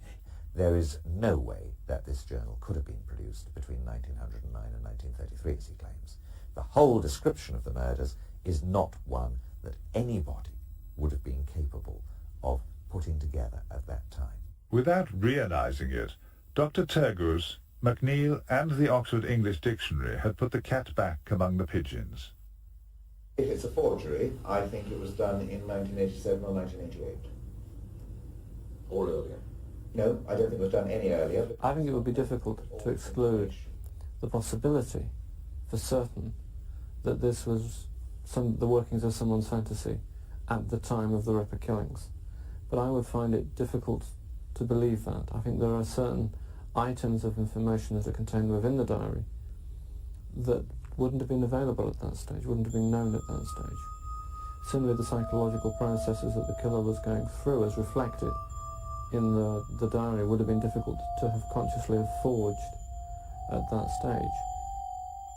There were no Ripper murders in October. Once more, the diary supplies the reason. I have been unwell. The whole of my body is pained. By November, the Ripper was ready to begin again. According to the diary, James Maybrick's room in Middlesex Street had outlived its usefulness, and staying at his brother Michael's London address presented its own problems. If it were not for Michael insisting we take dinner, I would have tried my hand that very night. I curse my stupidity. I was forced to stop myself from indulging in my pleasure by taking the largest dose I've ever done. The pain that night is burned into my mind. I vaguely recall putting a handkerchief in my mouth to stop my cries. I believe I vomited several times. pain was intolerable. I'm convinced God placed me here to kill all whores, for he must have done so. Am I still not here? Nothing will stop me now.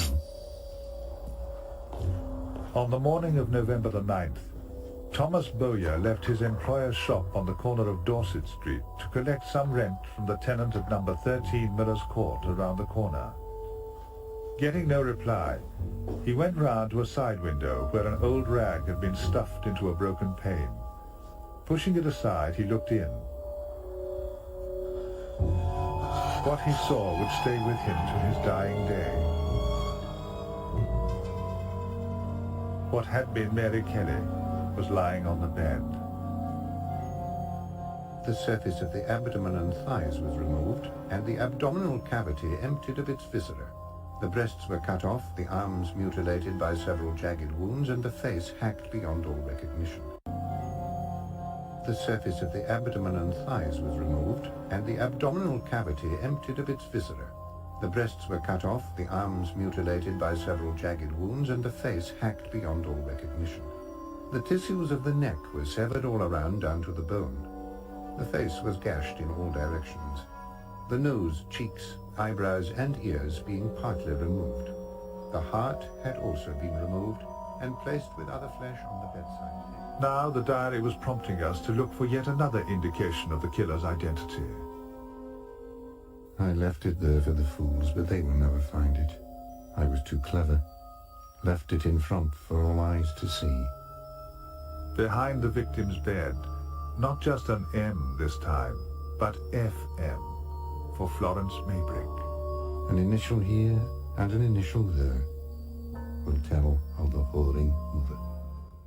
He starts to think that the only way he can get any possible release at all from the mental anguish he's going through is by venting his anger, by actually destroying something, i.e. in this case the prostitutes that he's now displaced his anger onto, because he can't destroy his wife or his wife's love, because he'll be caught.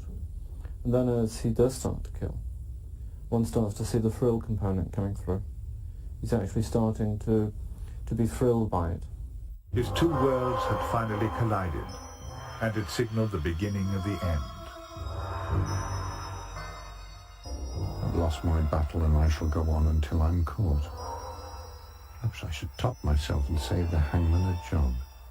At this moment I have no feeling in my body, none at all. Will peace of mind ever come? The pain is unbearable. Bunny knows all. On May the 8th, Florence wrote to her lover. Towards the end, she writes, "The tale he told me was pure fabrication and only intended to frighten the truth out of me." Had James told her the truth? Had he taken his final revenge? At the end of the day, Florence's fate was to be greatly influenced by one man, Judge James Fitzjames Stephen. On the first day of his summing up, Judge Stephen had been in full command of the arguments, both for and against the prisoner. And by the time the court adjourned, he had painted a picture favourable to the accused. Later that night, however, he was found pacing his rooms, repeating, "That woman is guilty. That woman is guilty." The following day, his summing up developed into a direct attack on Florence Maybrick. Something had turned the learned judge against her. Was it possible that the true nature of James Maybrick's life and death had been made known to the man who now held Florence's destiny in his hands? This is, of course, pure speculation, except for yet another remarkable coincidence. J.K. Stephen was the friend and confidant of Prince Albert Edward Victor, the future Duke of Clarence, whose doctor was Sir William Gull. Three men who have all become Ripper suspects. J.K. Stephen also knew Montague John Druitt, yet another. Perhaps with hindsight, the suspicion against these men should never have pointed at what they might have done, but at what or who they had known. For the simple fact of the matter is this: J.K. Stephen was none other than Judge Stephen's son, the man who had so unjustly turned against Florence Maybrick. Was it his son's knowledge of who Jack the Ripper was that has caused the finger of suspicion at one time or another to point at those associated with him? Did Jack the Ripper's trail lead to J.K. Stephen's father, Judge Stephen, and ultimately to the real Jack the Ripper, James Maybrick? It took the jury just 38 minutes to reach their verdict, and Florence Maybrick was duly sentenced to hang. Before leaving the courtroom for the last time, she bowed to his lordship and said, My lord, everything has been against me. Although evidence has been given as to a great many circumstances in connection with Mr. Brightly, much has been withheld which might have influenced the jury had it been told. 2 days before Florence Maybrick was due to hang, her sentence was commuted to life imprisonment, thanks to the massive weight of public opinion that finally contradicted the notion that justice had been done. 15 years after her imprisonment, Florence was finally released. And whatever the true story of her life with James Maybrick was, it stayed with her till her dying day. Now, more than a century later, perhaps the fog has finally begun to clear. Was James Maybrick an innocent murder victim, or a depraved monster whose legend refuses to die? If this is a forgery, then the number of coincidences are so tremendous that the man has really had incredible luck. Well, he's also had extremely bad luck, in that people feel very once bitten, twice shy, and his document has been put through searching examinations of a kind that no previous Ripper discovery ever has been. If it's a modern forgery, fine. The problem so far has been that various tests have been conducted to try and show that it is a modern forgery, and that's not what they're showing. Many historians are confident that this is either a brilliant hoax, written sometime after 1987, or genuine. They think any other explanation is impossible. On the other hand, forensic science would appear to indicate that it was written much earlier. Any other conclusion is also impossible. Perhaps another celebrated Victorian, Sir Arthur Conan Doyle, was right. When you have eliminated the impossible, whatever remains, however improbable, must be the truth. I pray whoever shall read this will find it in their heart to forgive me. Remind all, whoever you may be, that I was once a gentleman. May the good Lord have mercy on my soul, and forgive me for all I have done. Forgive my name that all may know of me, so history do tell what love can do to a gentleman born. Yours truly, Jack the Ripper.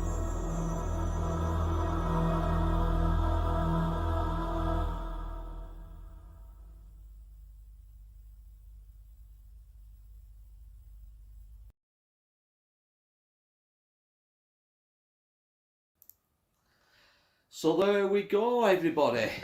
The Diary of Jack the Ripper. So what are your thoughts? Comment down below. Tell us your thoughts.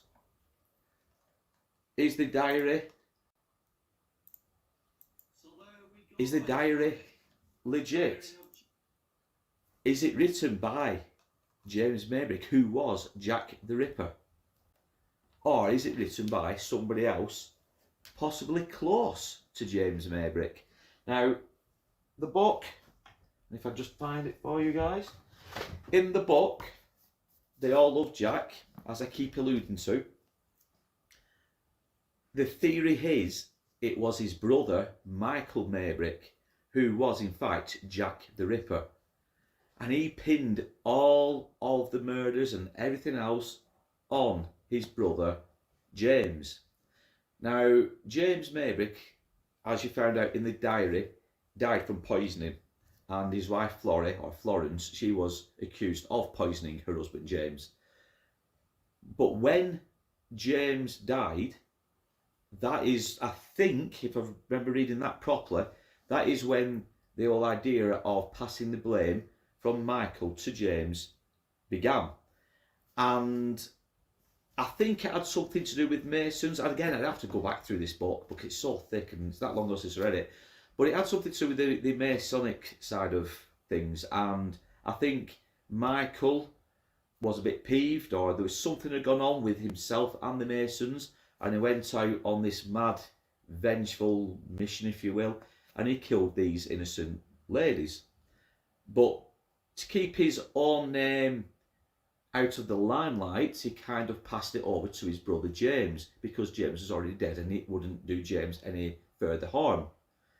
Now, the reason why I said keep Michael's name in your memory, and some of the wording, some of the verses, the poems, the riddles that are used in the diary. Michael Maybrick was a well-known composer and songwriter back in the 1800s and into the early 1900s.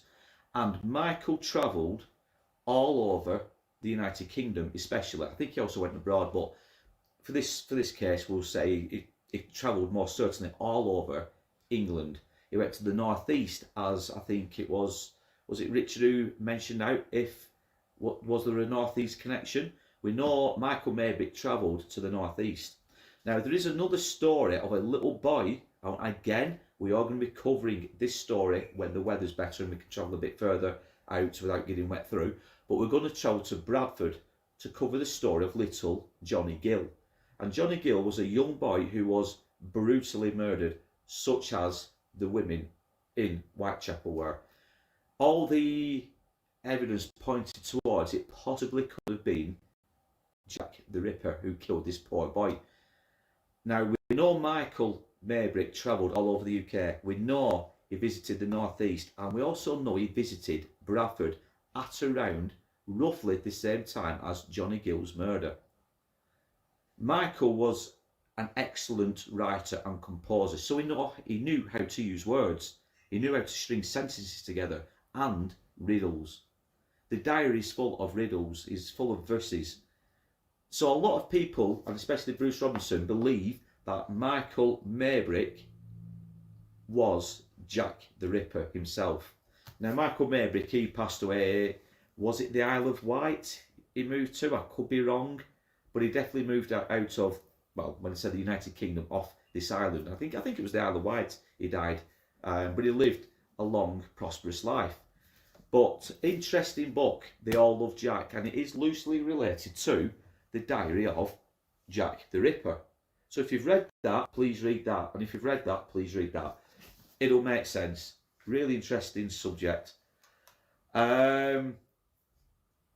Richard says, I'm sure Michael Caine solved it in his version. Same, some cab driver, I remember. Yeah, it was, God, what was he called now, the cab driver? I know you mean though, because we've got that DVD, it's superb. It was a two-parter, wasn't it, on TV at the time. M says, I don't think it's at Orcs actually. Acorn Electron says, diary is questionable, just seems extremely likely that James did anything apart from having an affair. Yeah, I agree. I think James did have some demons, and like you said, he was seeing other women. We know he went to Whitechapel. We know his brother Michael used to visit Whitechapel at the same time as the murders were happening. So again, this book, it's up to you if you want to believe Michael could have been Jack the Ripper, but it does make a compelling case. It really does. And like I said, it ties in nicely with the diary of Jack the Ripper. But poor James, I should say, could well have taken the fall for his brother. If, however, it's a modern hoax, it's an extremely brilliantly modern hoax. I mean, what were they saying, 1986, 87, when the pocket case or something was found, but wasn't known until the 1980s. So it's a modern hoax. If it's a good one, it's brilliantly done. The wording, the writing, the ink that was used, the actual old Victorian scrapbook that was used to write it to start with. Somebody's put a lot of time and effort into hoaxing this, if it is a hoax. I believe it's real. I think I honestly do believe that this is a real document from the 1800s, late 1880s, maybe early 1890s, written by somebody who was very close to the murders themselves. And like I say, it could have been Michael, it could have been a other person. But I believe that is a genuine article. I could be proven wrong. Get your comments in down below, guys. Tell us what you think. What I'm going to do now, because we've been on for quite a while, we'll do that live giveaway if everybody's alright with that now. I've got everybody's name. You might see me typing during that documentary. If I've missed anybody's name out, and what I'll do, guys, I'm going to disappear from this screen. I'm going to show you the website we're going on. Em says, I'm going to see if I can get that book in the library. Both books, go on eBay and check out World of Books. That's where I get most of mine from. They are second hand, but you pay a quarter, if not maybe half, the price of what you would normally pay. I think for that one, the All Love Jack, I paid about $4.99, and it had free delivery. The Diary of Jack the Ripper, I think I paid a tenner, but again, free delivery. But honestly, you save yourself a world of pain and misery and money. Go to World of Books on eBay. That's where I got that from. That's a brilliant book. Vicky's just disappeared, by the way. She wasn't feeling too good. Right, what I want to do, I've got everybody's name in the actual name generator. They are Acorn second-hand books are, I think they're brilliant. And, you know, you're going to say I'm a bit weird, but I just love the smell of a book. I mean, I know people laugh at that, but you can't beat having a physical copy in your hand, can you? People going about Kindles and whatnot, but I love a proper print. I love a proper book. I really do. Right. If I've missed anybody's names out, please let me know. I don't think I have. I think we've got everybody's name in who's commented tonight. We've also put in members' names, people who've joined up, who've kindly joined up to our members club, the Curious Creepers. Like I said, 99p. Don't feel obliged to, but if you do wish to join, get a few extra little perks, little skulls and stuff next to your name. We've got more things coming for membership people in the near future. Loads of interesting things we've got planned. But you have been entered automatically, and so has everybody else who have now commented during this stream. Right, so I'm going to take you to that website now, guys. You'll see all your names in. I don't think I've missed anybody. So these are the names of the people who've commented and who are members. So I'm going to swap you over now. There we go, guys. Can you just quickly check and tell me if I've missed anybody? I don't think I have. But please just comment down below. Give it a few seconds. And if I missed anybody, just tell me. And Vicky's just come back in the room.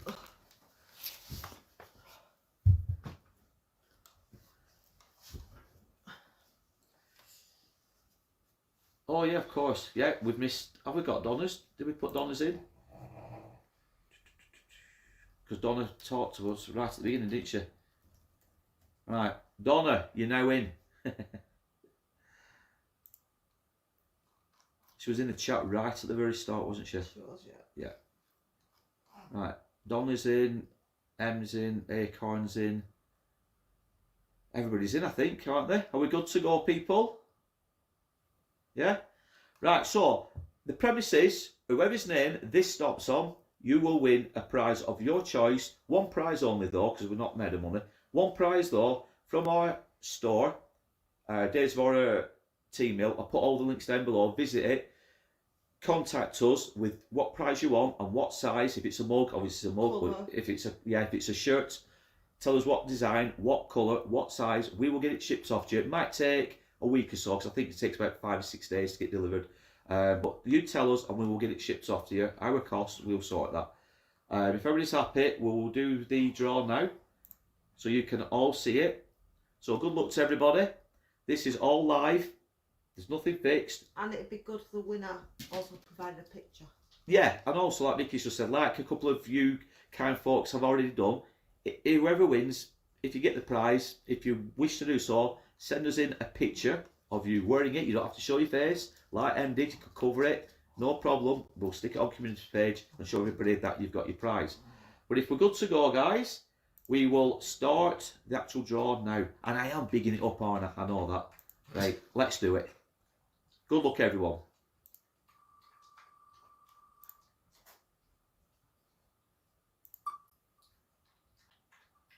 And it is Donna Booth. It is Donna. There we go, everybody. Donna has won the prize. Are we all happy with that? And congratulations to Donna. It's not done fairly. Yeah, we can't fault that, can we? To be fair, yeah, fair play, Donna. Is everybody happy with that? So she just needs to contact us now and tell us what she wants. So Donna, if you let us know, visit our store, what we'll do, we will be in touch, like I said, and tell us your size, tell us what colour you want, what design you want. Or if it's a mug. If it's a mug, tell us which mug you want, and we'll get it shipped off to you. Absolutely no problem. But as you saw, guys, that was all done. That was done live. That went quite smoothly, that I thought. Yeah. I thought we were going to have gremlins with that one, but yeah, I'm quite pleased with that one. But yeah, if you've enjoyed tonight, there was, honestly, you won't believe the hassle I went through. About 3 hours today, I was testing and testing and testing. We had no problems. We had everything working. We watched 3/4 of the Diary of the Jack the Ripper ourselves today to make sure everything was working. Sound was absolutely brilliant. And then as soon as we go live, everything just went tits up. I do apologise, but we got there in the end. And I think going ahead next time, it's another one we can rule out. It's another gremlin we can issue out and we fixed, hopefully. Right, we have 15 votes before we go. Would the identity of Jack the Ripper ever be 100% proved? And 87% of you said no, 13% said yeah. I personally don't think we will ever know for sure. That's my personal opinion. Joe says fix, haha, well done, Donna. Acorn, printed books rarely run out of charge or lose connection. Exactly.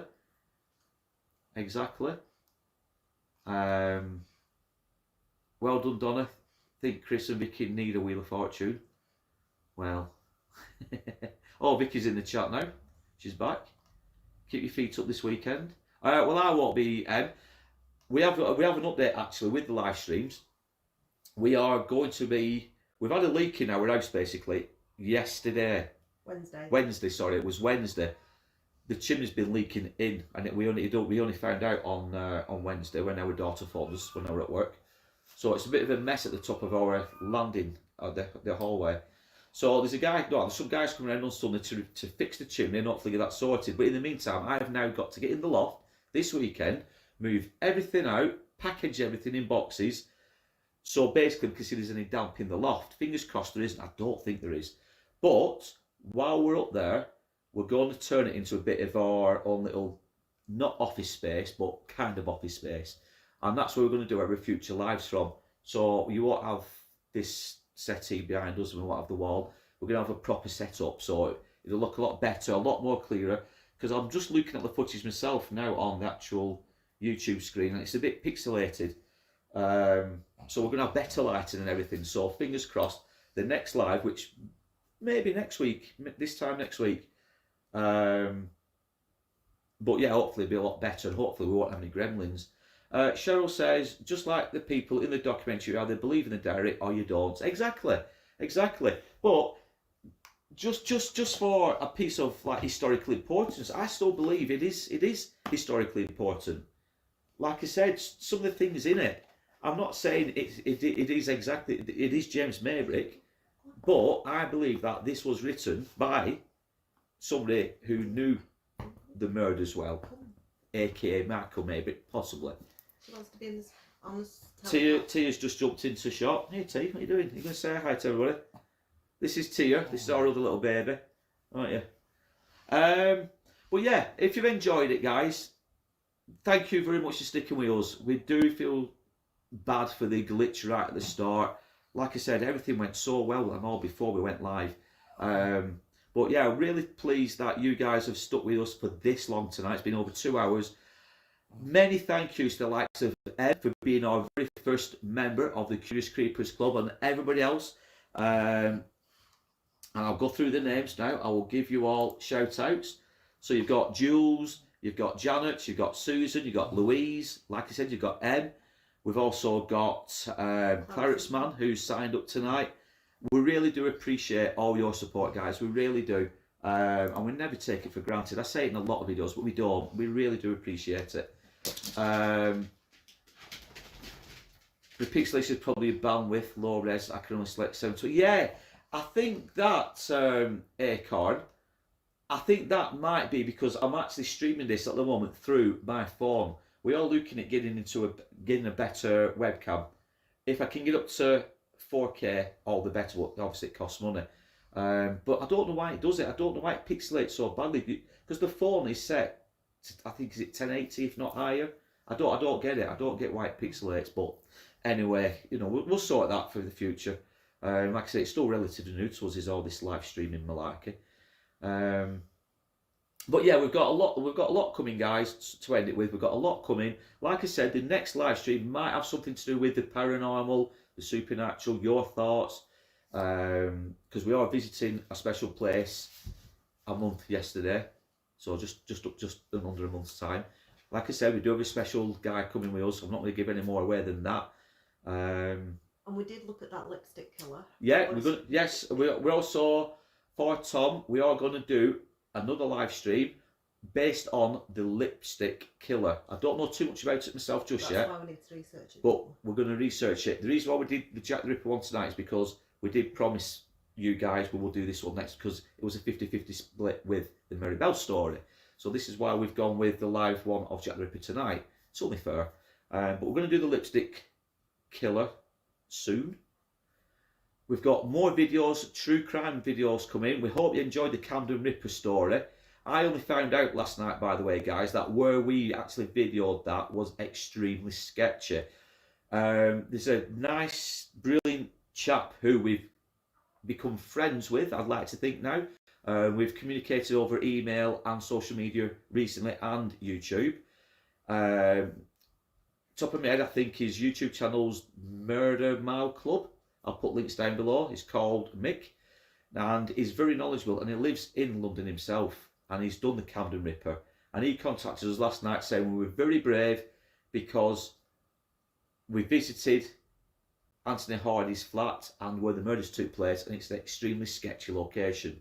We didn't know that at the time, but we went twice to film that video, walking through those neighbourhoods, and we did get one or two funny looks, I will say that, but we never thought or felt put it like where it is, did we? No, and there were quite a few people about. And there were a lot of people about. We just didn't put them in the video. Yeah. Oh, Joe Blakesley, thank you very much for becoming our new Curious Creeper. Thank you very much for that, Joe. Really do appreciate that. Like I said, you can cancel at any time. Any person who signed up can cancel at any time. So do not think, obviously, you know, you're tied into anything.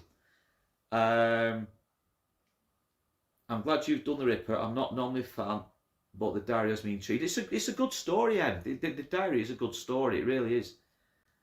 Our next video is going to be something to do with Highgate Cemetery. We've got two ways to go. We can either do famous people's graves first, and then something different with Highgate, or we might combine the two into one video. I don't know yet, guys. I'm literally 3/4 through editing it, and I'm torn between splitting it up. I'm not sure what to do just yet. But that's one of those is going to be our next video on Monday. Like I said, we've got true crime stories coming up. One in Charlie, one in Preston. We've just done the Camden Ripper, and these are recent ones. We've got one in our neck of the woods in Helm Shore, which is literally a 5-minute walk away, which is a recent one. So that's 4 true crime stories. One we've covered, 3 more to come. We've got loads more. We've got an interesting one over in Burnley coming next. Well, not next, but shortly, I should say. 3 young boys that died in the early 1913, I think it was. 3 young boys who sadly perished whilst playing.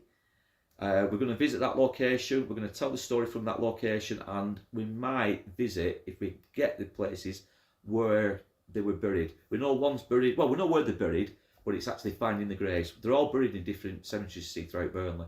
So we're going to cover their story either a week of Monday or 2 weeks of Monday. I'm not sure when that's going to come out. We've got absolutely tons of videos coming, guys, so stick with us. Honestly, we do appreciate all your support. Anyway, we're going to wrap it up because we've been on just over 2 hours. I think you lot might be getting a bit bored of hearing me talk now. But honestly, thank you very much, everybody, for joining us tonight. We really do appreciate it. We want to stay safe, stay curious, and a couple of you have got the t-shirts. And all I'll say is, guys, thank you so much for watching, and we'll be back soon with more tales, more live streams from my dark but illustrious past. Glorious past, glorious. Take care, everyone. We'll be back soon, and thanks for watching. Absolutely appreciate it. I really do. Cheers, everyone.